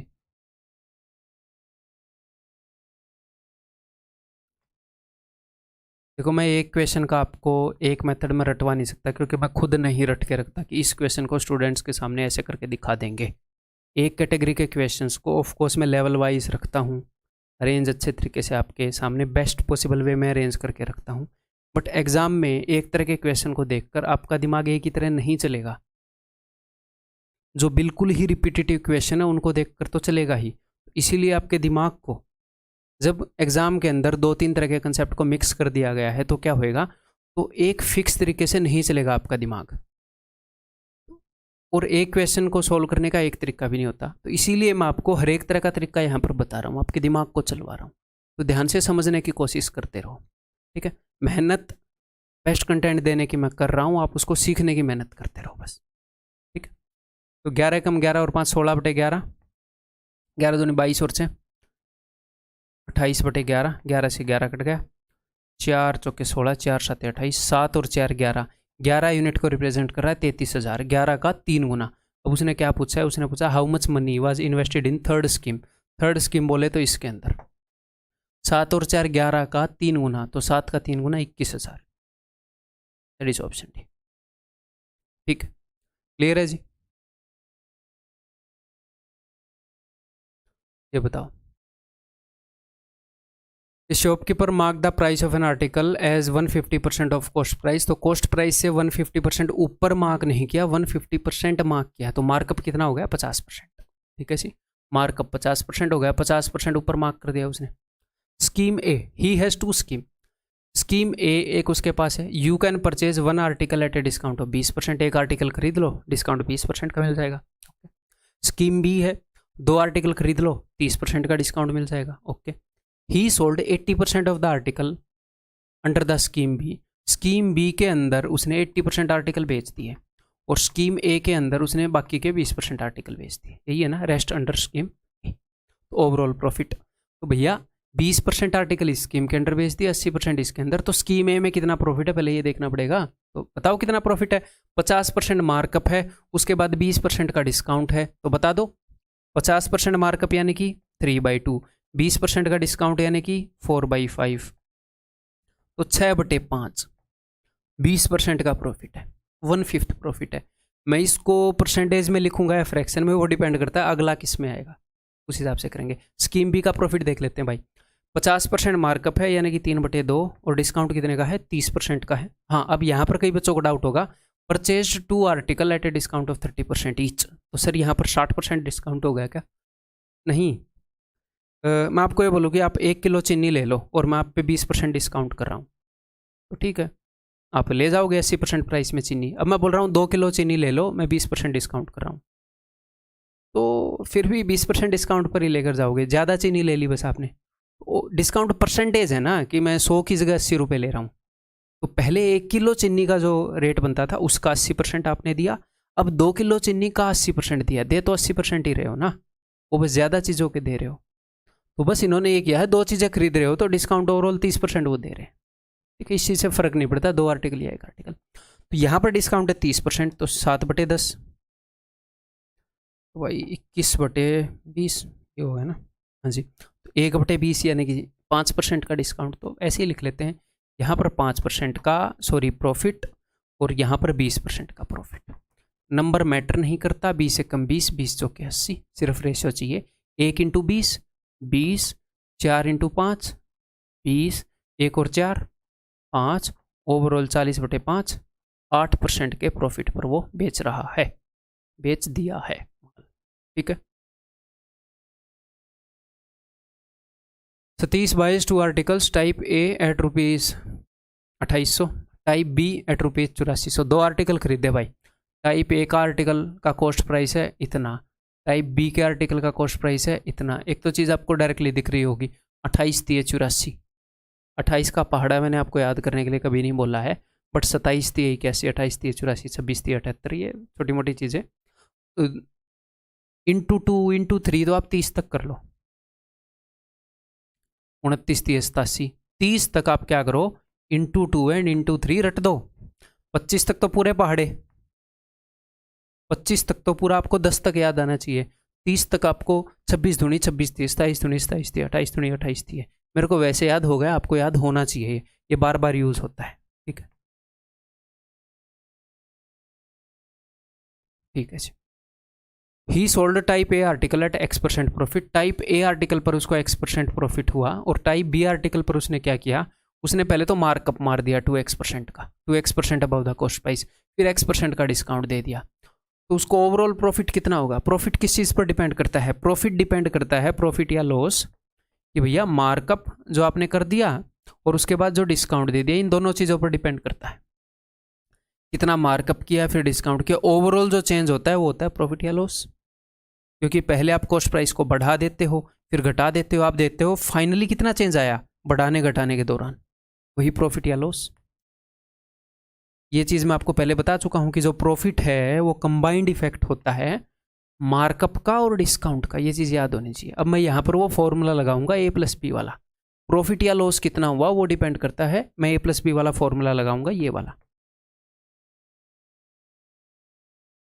ठीक है, 2x minus x, because discount means घटाना, प्लस माइनस का प्रोडक्ट होएगा तो माइनस, माइनस 2x² / 100। और ये काम मैं मेंटली कर सकता हूँ, सपोज आप भी कर सकते हैं। इसको मैं यहाँ पर ऐसे लिखता, 2x - x यानी कि x माइनस x² / 50, यही चीज़ लिखिए ना, कोई बड़ी बात नहीं है। ओके जी, तो इस केस में इतने % का प्रॉफिट हुआ भाई साहब, और ओवरऑल वो बोल रहा है मुझे इतने का प्रॉफिट हुआ, तो बताओ x की वैल्यू बताओ, तो कोई दिक्कत नहीं है।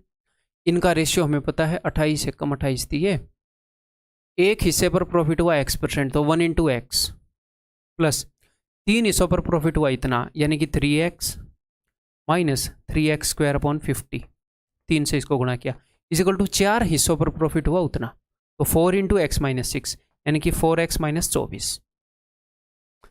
एक हिस्से पर इतना, 3 हिस्सों पर इतना, पूरे 4 हिस्सों पर उतना, तो 4 × 30, ये इक्वल होना चाहिए। अब इसको सोल्व करेंगे, 3x और x 4x, तो 4x हो जाएगा कट। ठीक है, नेगेटिव से नेगेटिव गया, 3 × 8 = 24, 25 × 8 = 400, x² = 400, देयरफॉर x = 20, तो आंसर इज ऑप्शन डी। ठीक है, एक और ऐसा क्वेश्चन करने का दिल कर रहा है, चलो आपके दिल की बात सुन ली गई है पहले ही, बताओ।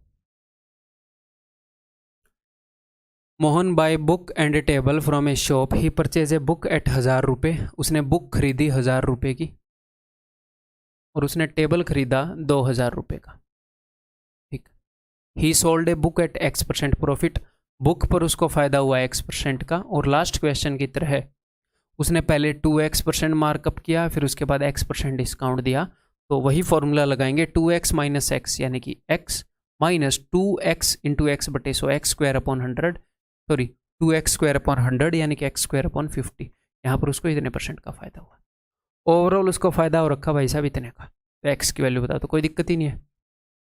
1000 एकम 1000, 1000 दूनी 2000, 1000 का टेबल भी याद है मुझे, देखो इतना स्ट्रॉन्ग होना चाहिए मैथ, ठीक है। 1 into x, x plus 2 into this, तो ये हो जाएगा 2x माइनस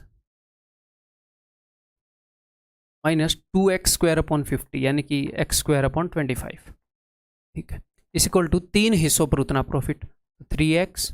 अगर मैं 3 से इसको गुणा करूँ तो एक्चुअल में है क्या, ये है 5 प्लस 1/3, इसके सामने ऐसे नेगेटिव लिखा हुआ है, तो 3 5 है 15, और 3 इंटू 1/3 1, तो 15 और 1 16 है गए, है ना, -16, ठीक है।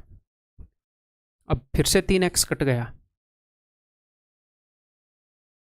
ठीक है, नेगेटिव से नेगेटिव गया, 25 यहाँ पर जाएगा, x square is equal to 25 into 16, तो x is equal to square root of 25 into 16, 25 का स्क्वायर रूट 5, 16 का स्क्वायर रूट 4, तो एक्स इज इक्वल टू 20। ये तो बिल्कुल ही पहले जैसा क्वेश्चन निकला, उत्तर भी सेम निकला। देखो आपकी दिल की बात को कितने अच्छे से सुन पा रहा हूँ मैं, ये बताओ। जस्ट प्रैक्टिस के लिए लास्ट के क्वेश्चन आपने देखे होंगे बीच में, बढ़िया बढ़िया क्वेश्चन करा के, ये मॉडरेट से क्वेश्चन या इजी क्वेश्चन, जस्ट प्रैक्टिस के लिए। Two containers have mixtures of milk and water respectively in the ratios 3:2 and 6:5. In what ratio should the containers be mixed so that the ratio should be this? एक container के अंदर ये ratio है, एक container के अंदर ये ratio है, किस रेशियो में मिक्स करूँ कि ये रेशियो आ जाए, बिल्कुल ही बेसिक क्वेश्चन एलिगेशन का।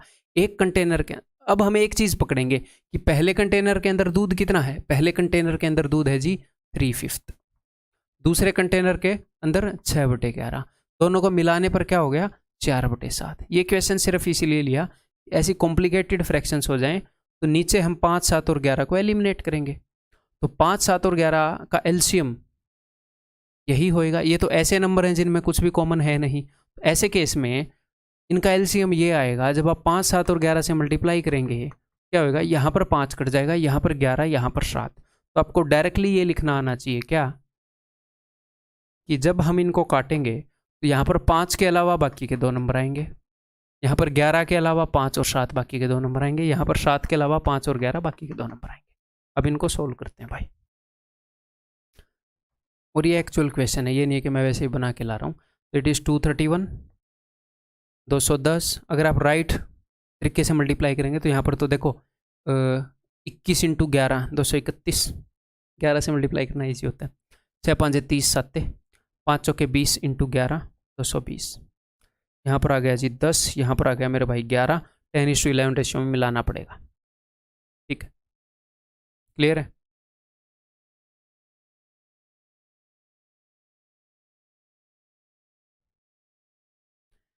As our Earth covered 71, as our Earth is covered 71% with water, and this percentage for northern hemisphere is 58%. Find what percent of the southern hemisphere is not covered with water.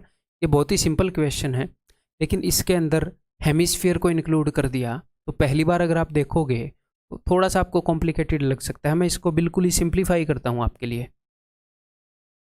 बहुत ही simple सी बात है भाई। क्या simple सी बात है कि हमारी अर्थ जो, अगर मैं आपको ये बोलूँ कि एक मिक्सर है उसके अंदर 30% एल्कोहल है, एक दूसरा मिक्सर है उसके अंदर 50% एल्कोहल है, मैं इनको किस रेशियो में मिलाऊं कि 45% एल्कोहल हो जाए, तो आप बोलोगे भाई 5:15, यानी कि 1:3 रेशियो में मिला दो। एग्जैक्टली सेम काम है, जो फाइनल मिक्सर बना है वो पहले और दूसरे मिक्सर के मिलाने से बना है।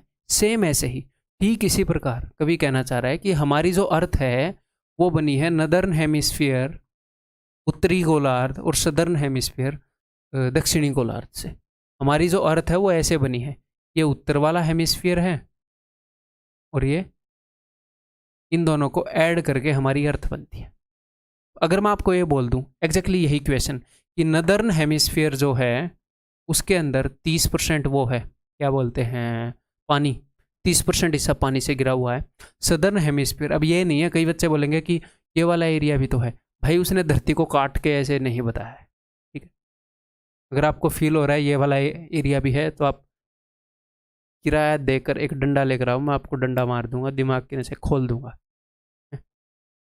इतनी बंद हैं तो मैं खुद भी डंडे में इन्वेस्ट नहीं करना चाहूँगा आपको पीटने के लिए, ठीक है। चलो जस्ट जोकिंग, मतलब कि इसको इग्नोर करें, धरती को काट कर थोड़ी बोलेगा। तो देखो नदर्न हेमिस्फीयर के अंदर 30% हिस्सा पानी से घिरा हुआ है, और यहाँ पर मान लो कुछ भी, अभी यहाँ का तो वो क्या बताएगा, चलो मैं यहीं का बता देता हूँ। यहाँ पर 40% हिस्सा पानी से घिरा हुआ है, तो पूरी धरती पर कितने % हिस्सा पानी से घिरा हुआ होगा? तो उसके लिए हमें चाहिए रेशियो नदर्न हेमिस्फीयर का और सदर्न हेमिस्फीयर का, और ये दोनों होते हैं इक्वल, तो इनका रेशियो होता है 1:1। इसका जो एरिया है और इसका जो एरिया है उसका रेशियो होता है 1:1। बिकॉज बिल्कुल सेम रेशियो है, तो इसलिए इनके एग्जैक्टली बीच में पूरी धरती को अगर मैं देखूंगा तो 35% पानी से घिरी हुई है, तो इनका रेशियो 1:1 आपको बाय डिफॉल्ट मानना होता है, दिया नहीं होता, क्योंकि ये दोनों बराबर हैं, ठीक है। बस यही है इस क्वेश्चन में और कुछ नहीं है। देखो our earth is covered with 71% water. Earth बनी कैसे? अर्थ बनी है northern hemisphere plus southern hemisphere is equal to earth. ये दोनों 1:1 रेशियो में है। ये एक हिस्सा यूनिट है, ये 1 यूनिट है, तो ये 2 यूनिट है अर्थ, ठीक है। इसने क्या बताया कि पूरी अर्थ पर परसेंटेज है 71%। और अर्थ इज कवर्ड 71% विथ वाटर। हाँ एक और बात, वो कभी ये बता देगा इतने % वाटर है, इतने % लैंड है। एक ही चीज़ लेना, या तो तीनों जगह वाटर लेना या तीनों जगह लैंड लेना। अब देखो 30%, यही वाली percentage for northern hemisphere is 58, इसके लिए 58 है। तो बताओ भाई इसके लिए कितनी? इसके लिए मैंने x मान ली, 1 × 58 58 plus 1 × x x is equal to 2 × 71 142। x की वैल्यू आई पड़ी है, बताओ कौन रोकेगा आपको? 58 से 100 तक जाने के लिए मुझे 42 चाहिए, और ये 42 आगे है 100 से, तो 42 का डबल 84%, 84 इज द आंसर। अच्छा, find what % of the southern hemisphere is not covered with water. Water से कवर्ड नहीं है। यहाँ पर ये इतने % वाटर से कवर्ड है, इतने % वाटर से कवर्ड है, तो वाटर से कवर्ड निकलेगा। 84% नहीं मारना है, मेरी तरह नहीं बनना है, ठीक है। 100 - 84 16% उत्तर आएगा। क्लियर? अब उसी क्वेश्चन के अंदर अगर उसने, ये क्वेश्चन एक्चुअल में आज तक आए नहीं है, बट ये क्वेश्चन घूमते रहते हैं और कंसेप्ट भी बिल्कुल सिंपल है, तो 2 क्वेश्चन करवा दिए, है ना। The ratio of land to water is 1:2 for the whole earth. तो वही concept, northern hemisphere plus southern hemisphere is equal to पूरी अर्थ, और इनका साइज का रेशियो 1:1 ही मानेंगे हम, ठीक है।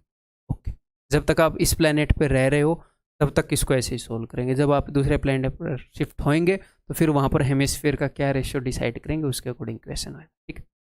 The ratio of land to water, the ratio of land to water is 1:2 for the whole earth, ठीक है।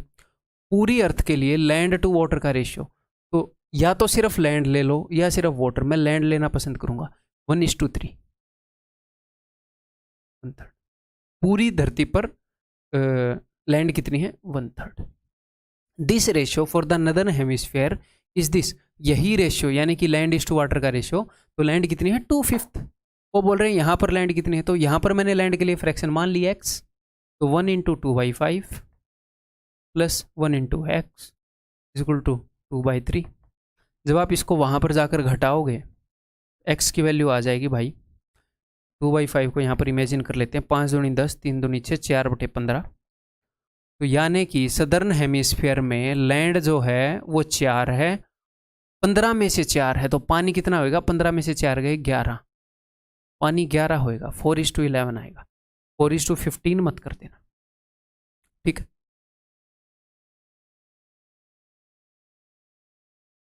ये बताओ,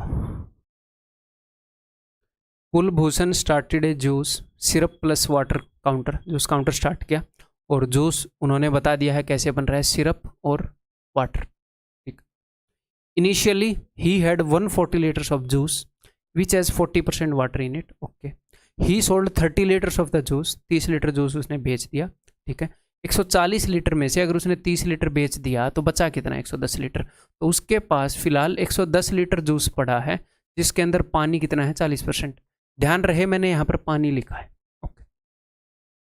then he added equal amounts of syrup and water. तो यहाँ पर उसने कुछ ऐड किया है। क्या ऐड किया है? सिरप और वाटर, इनका मिक्सर, इक्वल अमाउंट, जितना सिरप उतना ही वाटर। तो यहाँ पर वाटर कितना है? 50%, जो भी उसने चीज़ ऐड किया है। 110 लीटर मिक्सर पड़ा था, 40% वाटर था, फिर उस एक और मिक्सर वो लेकर आया, इक्वल अमाउंट सिरप और इक्वल अमाउंट वाटर ऐड किया, मतलब जो उसने ऐड किया उसमें 50% वाटर है, दोनों जगह वाटर लिखा है, तीसरी जगह भी वाटर लिखूंगा। देन ही एडिड, ठीक है। Now the ratio water to syrup, water to syrup का रेशियो ऐसा करने से बन गया है भाई साहब 3:4। तो वाटर कितना है 3/7।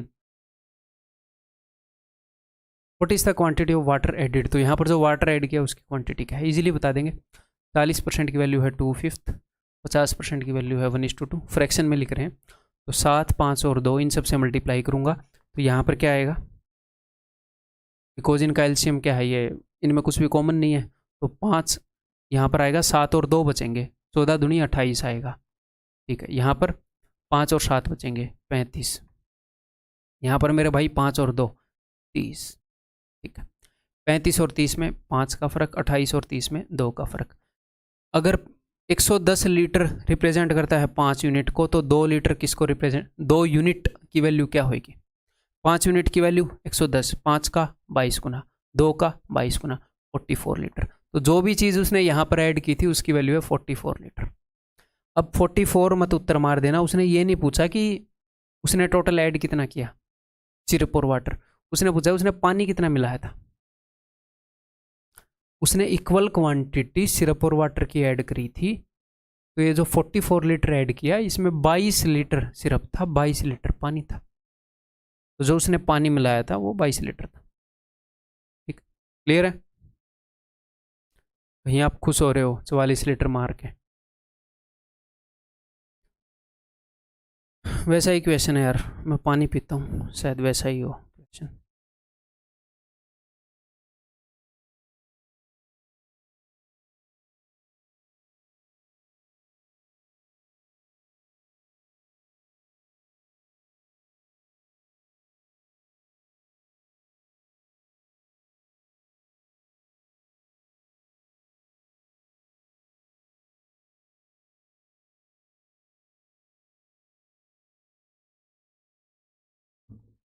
वैसा ही तो नहीं है पिछले वाले जैसा, बट एक्चुअल एग्जाम का क्वेश्चन है।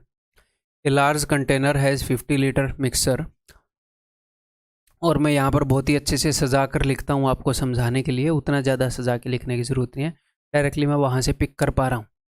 50 लीटर में ये रेशो है, 60 लीटर में ये रेशो है, 5 × 10, 6 × 10, बराबर वैसे ही करते हैं। चलो फिर ठीक है, 50 लीटर मिक्सर है जिसके अंदर रेशो ये है जूस और वाटर का, और इसको ध्यान रखना कभी कभी अगले वाले के अंदर वाटर और जूस का रेशियो कर देता है। छोटी मोटी बातें हैं, छोटी मगर मोटी बातें हैं ये, ठीक है। 60 litre juice to this a 60 litre juice and water mixture is added, such that juice is to water ratio is this, ठीक है। तो 50 लीटर, तो हमें तो सिर्फ रेशियो चाहिए ना भाई, 50 और 60 का, 5 और 6, तो 5 हिस्से हैं जिनके अंदर वाटर कितना है, 5 हिस्सों के अंदर, या फिर 11 में से 5, 5/11 मिक्सर, टोटल 5 और 6 11 बनेगा।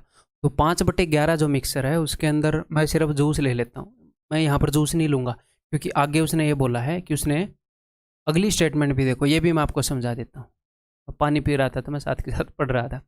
After this 11 litre of solution is replaced with pure juice, इसके बाद 11 लीटर सोल्यूशन को प्योर जूस से रिप्लेस किया है। जैसे हम पानी से रिप्लेस करते थे तो दूध कम हो जाता था, अब हम जूस से रिप्लेस कर रहे हैं तो पानी कम हो जाएगा।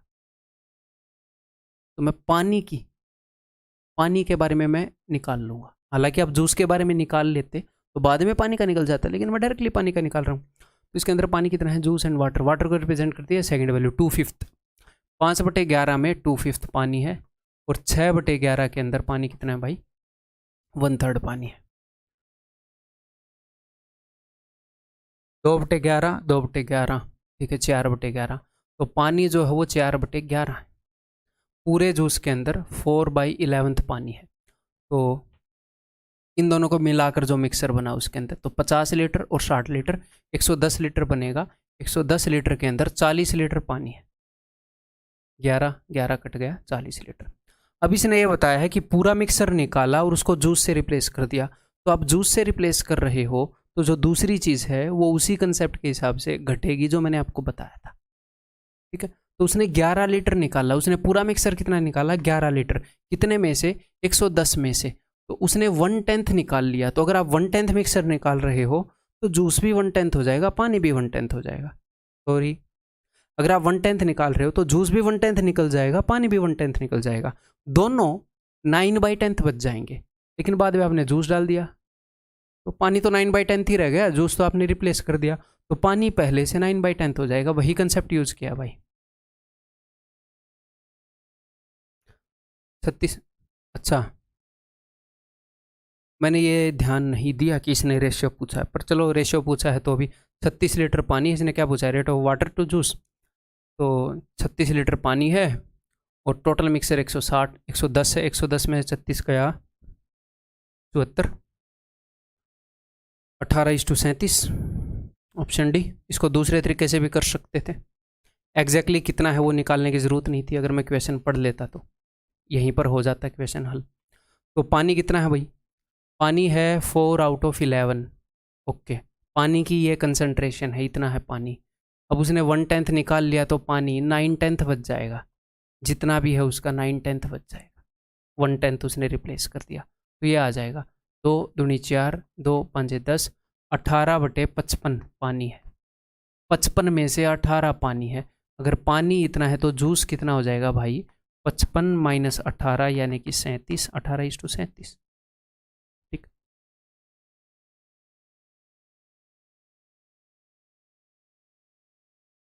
बताओ। The cost price of 16 apple is equal to the selling price of 10 apple. 16 apple का जो कॉस्ट प्राइस है यानी कि 16 का सीपी, 16 का सीपी इज इक्वल टू 10 का एसपी। तो SP by CP is equal to 16/10। तो फ़ायदा कितना हो रहा है, 6 का हो रहा है 10 पर, यानी कि एप्पल बेचने पर 60% फ़ायदा। लेकिन क्या हमको ये सब लिखने की ज़रूरत है, नहीं।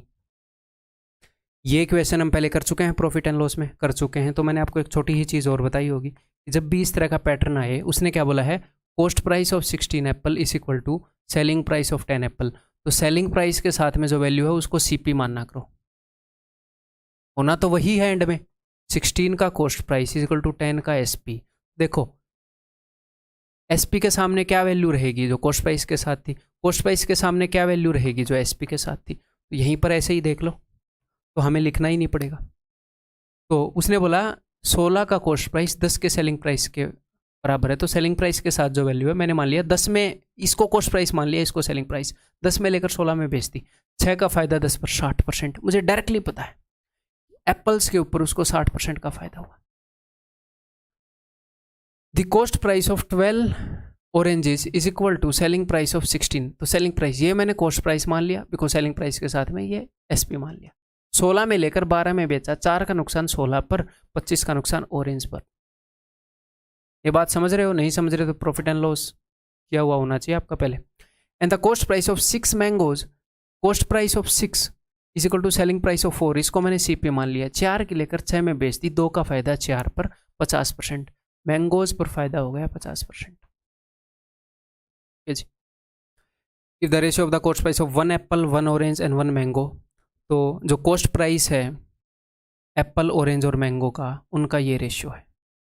ठीक है, जो प्रॉफिट होता है वो किस चीज़ पर होता है, वो प्रॉफिट होता है कि टोटल कितने रुपए खर्चे गए, टोटल क्या कॉस्ट प्राइस है, वो किस पर डिपेंड करता है कि उस चीज़ का रेट क्या था और वो चीज़ कितनी खरीदी। ये चीज़ हम पहले कर चुके हैं। तो एप्पल उसने कितना खरीदा, एक एप्पल का रेट क्या है, एक रुपये का मान लो एक एप्पल, 1 × 1, यहाँ पर 1 रुपये इन्वेस्ट हुए। इनकी इन्वेस्टमेंट का रेशियो निकाल रहा हूँ। एक ये जो भी है ऑरेंज का रेट है 1 और 2 ऑरेंज लाया, 2 1 = 2। मैंगो का रेट भी 2 है और 2 मैंगो लाया, 2 दूनी 4, यहाँ पर खर्चा हुआ 4। अब आप निकाल लोगे, इतने पर इतने का फायदा, इतने पर इतने का नुकसान, इतने पर इतने का फायदा। 1 × 60 60, 2 × 25 50, 4 × 50 200। मैं ये स्पीड में कर रहा हूँ, क्यों कर रहा हूँ, बिकॉज ये प्रैक्टिस के लिए क्वेश्चन इन्वॉल्व किए हैं, यहाँ पर मैं कुछ नया नहीं बता रहा आपको, है ना। 4 और 2 6 और 1 7, तो 60 में से 50 गए 10, 210, 210/7 यानी कि 30% is the answer. Option B. बताओ भाई। Anil buys 12 toys and labels each with the same selling price, हर एक के ऊपर सेम सेलिंग प्राइस लिख देता है, कुछ मार्कअप कर देता है वो, ठीक है। He sells 8 toys initially at 20% discount. 12 toy खरीद के उनके ऊपर कुछ रेट लिख दिया, ठीक है भाई। 8 टॉय के ऊपर उसने 20% का डिस्काउंट दे दिया, बाकी के 4 टॉय के साथ उसने क्या किया, then he sells remaining 4 toys at an additional 25% discount. पहले उसने 20% डिस्काउंट दिया था, बाकी के 4 टॉय जब बेचे तो और डिस्काउंट दिया उसने। अच्छा, तो पहले जो डिस्काउंट दिया था वो 20% का था, पहले ही रेट 4/5 कर रखा है 20% डिस्काउंट देके, 25% का और डिस्काउंट दे दिया, फिर रेट को 3/4 कर दिया, यानी कि ओवरऑल उसने रेट को 3/5 कर दिया, यानी कि 2 का डिस्काउंट दे रहा है 5 पर, यानी कि 40% का डिस्काउंट दे रहा है। तो यहाँ पर उसने 40% का डिस्काउंट दिया। ओवरऑल उसने कितने का डिस्काउंट दिया ये हमें पता चल जाएगा। जी हाँ बिल्कुल, एक चीज़ पर 40% का डिस्काउंट, 2 चीज़ों पर 20% का, तो 2 × 20 40, 1 × 40 40 डिवाइडेड बाई 2 और 1 3, 80/3% का डिस्काउंट दे के बैठा है। ओवरऑल जो उसने डिस्काउंट दिया है उसकी ये परसेंटेज है, ठीक। Like this he made 10% profit, उसका प्रॉफिट बता दिया, उसका डिस्काउंट बता दिया। विद नो डिस्काउंट, अगर वो डिस्काउंट ना दे, his profit percentage, his percentage of profit would have been. तो देखो 3 ही चीज़ें होती हैं भाई, एक तो होता है प्रॉफिट, प्रॉफिट एंड लॉस में 3 ही चीज़ें होती हैं, प्रॉफिट या लॉस की परसेंटेज होती है, मार्कअप की परसेंटेज होती है, और एक डिस्काउंट की परसेंटेज होती है। उसने डिस्काउंट की परसेंटेज आपको बता दी ओवरऑल, हाँ जी बता दी। उसने प्रॉफिट की परसेंटेज बता दी। मार्कअप की परसेंटेज पूछ रहा है, सर मार्कअप की नहीं पूछ रहा, मार्कअप ही पूछ रहा है। अगर वो डिस्काउंट ना दे तो कितने में बेचेगा, वो मार्कअप ही तो है, कितने % ऊपर मार्क करके। या फिर दूसरी चीज़, अगर वो डिस्काउंट आपको बता देता है, परसेंटेज आपको, प्रॉफिट आपको बता देता है, तो आपको पता है कि मार्केट प्राइस और कॉस्ट प्राइस का रेशियो क्या होता है, 100 plus profit divided by 100 minus discount. ऐसे कर सकते हो, दोनों में से कोई भी तरीका इस्तेमाल कर लो। पहले वाला तरीका क्या है कि प्रॉफिट और लॉस का जो मल्टीप्लाइंग फैक्टर होता है that is equal to markup का मल्टीप्लाइंग फैक्टर इंटू डिस्काउंट का मल्टीप्लाइंग फैक्टर। उसने ये दे दिया और ये दे दिया, इसका पूछ लिया, तो मैं इसके मल्टीप्लाइंग फैक्टर को इसके मल्टीप्लाइंग फैक्टर से डिवाइड करूंगा। ठीक, मैं आपको बहुत ही ज़्यादा, मतलब मैं ये तो अज्यूम कर सकता हूँ ना, आप पहले प्रॉफिट एंड लॉस देख कर यहाँ पर आ रहे हो, ऐसे एकदम से कोर्स के बीच में कहीं पर भी एंट्री नहीं ले सकते, ठीक है। ऐसे कोई भी चैप्टर बीच में देखना स्टार्ट कर दिया, ऐसे तो फिर हर चैप्टर में सारे चैप्टर पढ़ाने पड़ जाएंगे। तो उस ऑर्डर में देखना जिस ऑर्डर में मैं करवा रहा हूँ। तो बिकॉज ये डिस्काउंट की जो परसेंटेज है ये भाई साहब 80/3 है, गंदी सी है, तो क्यों ना इसको परसेंटेज में कन्वर्ट कर लिया जाए। 20 चौके 20 पंजे, तो 4/15 इतना डिस्काउंट वो दे रहा है। तो मुझे मार्कअप परसेंटेज निकालना है। मार्कअप का जो मल्टीप्लाइंग फैक्टर है वो हो जाएगा प्रॉफिट का मल्टीप्लाइंग फैक्टर। प्रॉफिट 10% हो रहा है, यानी कि 11/10 डिवाइडेड बाई इसका मल्टीप्लाइंग फैक्टर। 4/15 से डिवाइड मत कर देना। अगर 15 रुपये के ऊपर 4 का आप डिस्काउंट दे रहे हो तो आप 11 में बेच रहे हो, तो मल्टीप्लाइंग फैक्टर क्या है, 11/15। 15 की चीज़ को 11 में बेच रहे हो, SP/MP इज 11/15। 3/2 मार्कअप का मल्टीप्लाइंग फैक्टर है, 3/2। 2 की चीज़ के ऊपर 3 मार्क कर रखा है, 50% ऊपर मार्क कर रखा है। अगर डिस्काउंट नहीं देगा तो 50% फ़ायदा हो जाएगा। क्लियर है, ठीक। इसको और भी तरीके से कर तो सकते ही है। ओवरऑल उसको फ़ायदा हो रहा है, यहाँ पर भी 10% मान दूँ, यहाँ पर भी, मतलब 2 सवाल बना के कर दूँ इसके, है ना। करके देखें, क्या आगे और भी सवाल हैं तो करके देखते हैं। कि उसने 8 टॉयज जो हैं इसके ऊपर उसने 20% का डिस्काउंट दिया। तो 4 टॉयज हैं यहाँ पर, दूसरे तरीके से करके देख रहे हैं कि 2 सिचुएशन को अलग से हैंडल करके। यहाँ पर उसने 25% का एडिशनल डिस्काउंट दिया था, लेकिन ओवरऑल डिस्काउंट कितने का निकला था, 40% का निकला था, ध्यान हो तो, ठीक है। 40% का डिस्काउंट दिया, फिर भी ओवरऑल उसे 10% का फ़ायदा हो गया, यानी कि सारे चीज़ों पर 10% का फ़ायदा हो गया। मैं ये मान लेता हूँ कि यहाँ पर भी उसे 10% का फ़ायदा हुआ, यहाँ पर भी 10% का फ़ायदा हुआ। ओवरऑल ऑन एन एवरेज हर एक आर्टिकल पर उसको 10% का फ़ायदा हो गया ऐसा करने से। यहाँ पर भी 10% का फ़ायदा, यहाँ पर भी 10% का फ़ायदा। तो अच्छा, उस केस में मुझे यहाँ पर मार्कअप मिल जाएगा, यहाँ पर हो जाएगा, but this want be fruitful उतना, ठीक है, नहीं छोड़ो। फिर मैं वेटेड एवरेज लगाऊंगा। पिछला वाला तरीका ही बेस्ट है, ऑप्शन सी। ओवरऑल मार्कअप कितना ज़्यादा है मैं ये देखूंगा कुल मिलाकर। मैं बता देता हूँ जो लोग समझना चाह रहे थे। मैं यहाँ पर देखूंगा मार्कअप परसेंटेज आ जाएगा क्योंकि डिस्काउंट और प्रॉफिट का है। यहाँ पर मार्कअप परसेंटेज आ जाएगा। ओवरऑल मार्कअप परसेंटेज कितना है वो देख लूँगा। 8 पर इतना, 4 पर इतना, डिवाइडेड बाई 12। देख लो।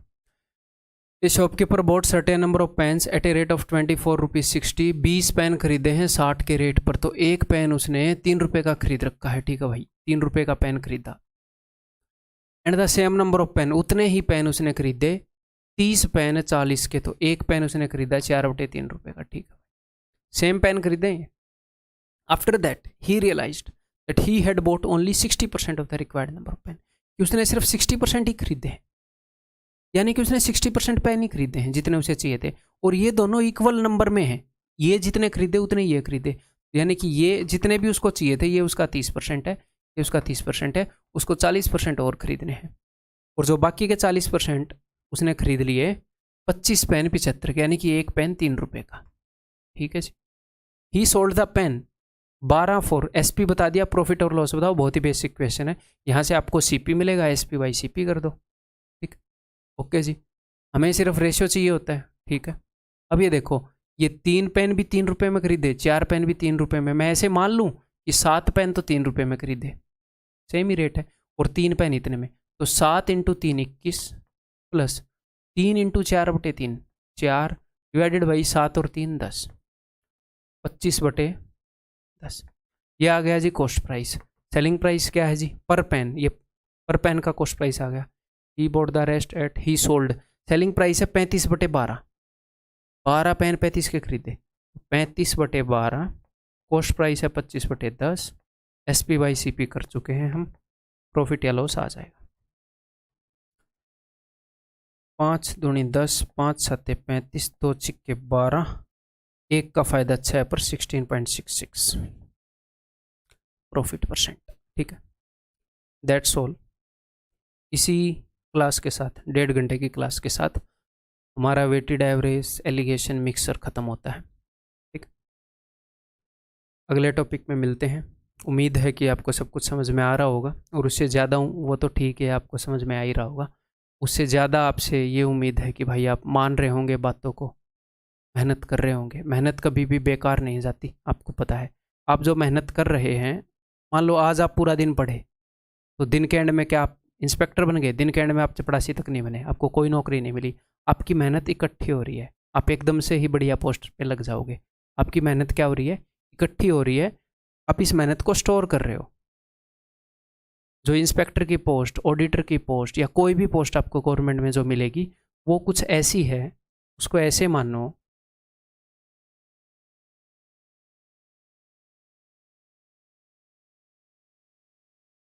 आप ऐसे मानो कि कोई आपको ये बोल रहा है कि जैसे ही आप 100 रुपये इकट्ठे कर लोगे, एक दुकान के ऊपर एक खिलौना है, एक बच्चा क्या कर रहा है, वो रुपए इकट्ठे कर रहा है, 100 रुपये का खिलौना है। तो ऐसा तो नहीं होगा ना वो रोज़ दुकानदार को 1 रुपया दे दे और उस खिलौने की टांग तोड़ के दे देगा। वो 1 रुपया दे दिया, उस खिलौने को 100 बराबर हिस्सों में बांट रखा है दुकानदार ने, उसको एक एक देता रहेगा, ऐसा नहीं होगा। बच्चे को 100 रुपये इकट्ठे करने पड़ेंगे, आप बोलेंगे जी हाँ।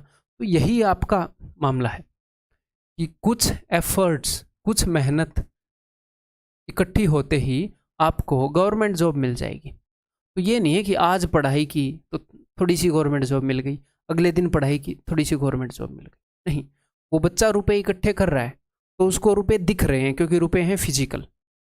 आप एफर्ट्स लगा रहे हो, आपको एफर्ट्स भी दिखते हैं कि इंप्रूवमेंट हो रही है। कभी कभी नहीं भी दिखते, कभी कभी ये भी होता है कि यार पता नहीं इंप्रूवमेंट हो भी रही है कि नहीं, रुपए हालांकि दिख रहे हैं ना। तो कभी कभी ये एफर्ट्स इकट्ठे होते हुए दिखते नहीं, लेकिन अगर आप रोज़ एफर्ट्स पुट इन कर रहे हो तो बिलीव मी एफर्ट्स इकट्ठे हो रहे हैं। और जिस दिन आपका गुल्लक भर जाएगा जो आपके जॉब के बराबर होंगे, उस दिन आपकी जॉब भी लग जाएगी पेपर देने के बाद। ठीक है, तो कभी भी ये मत सोचो कि एफर्ट्स वेस्ट तो नहीं जा रहे हैं। एफर्ट वेस्ट नहीं जाते, लगते हैं। अगर उसके पास 90 रुपये हो गए तो सर वो खिलौना तो नहीं खरीद पाएगा, तो कोई दिक्कत नहीं है भाई, कोई और चीज़ खरीद लेगा, थोड़ा सा सस्ता खिलौना खरीद लेगा। सीजीएल की जॉब नहीं लगेगी, मतलब इंस्पेक्टर लेवल की नहीं लगेगी, आप उतने एफर्ट्स नहीं इकट्ठे कर पाए, ग्रुप सी लेवल की लग जाएगी। वो भी नहीं लगेगी, CHSL में लग जाएगी, कोई और रेलवे में लग जाएगी, स्टेट एग्जाम में लग जाएगी, फिर वही लगेगी। नहीं, एफर्ट्स ज़्यादा इकट्ठे करो, कर लो 100 रुपये इकट्ठे, तो वो भी लग जाएगी। ठीक, आपको एफर्ट लगाने आ जाएंगे, तो कभी भी किसी काम पर लगाए हुए एफर्ट वेस्ट नहीं जाते। ठीक है, तो मेहनत करते रहो, आप मेहनत करते रहोगे तो डेफिनेटली रंग लाएगी मेहनत। ठीक है, अगली वीडियो में मिलते हैं।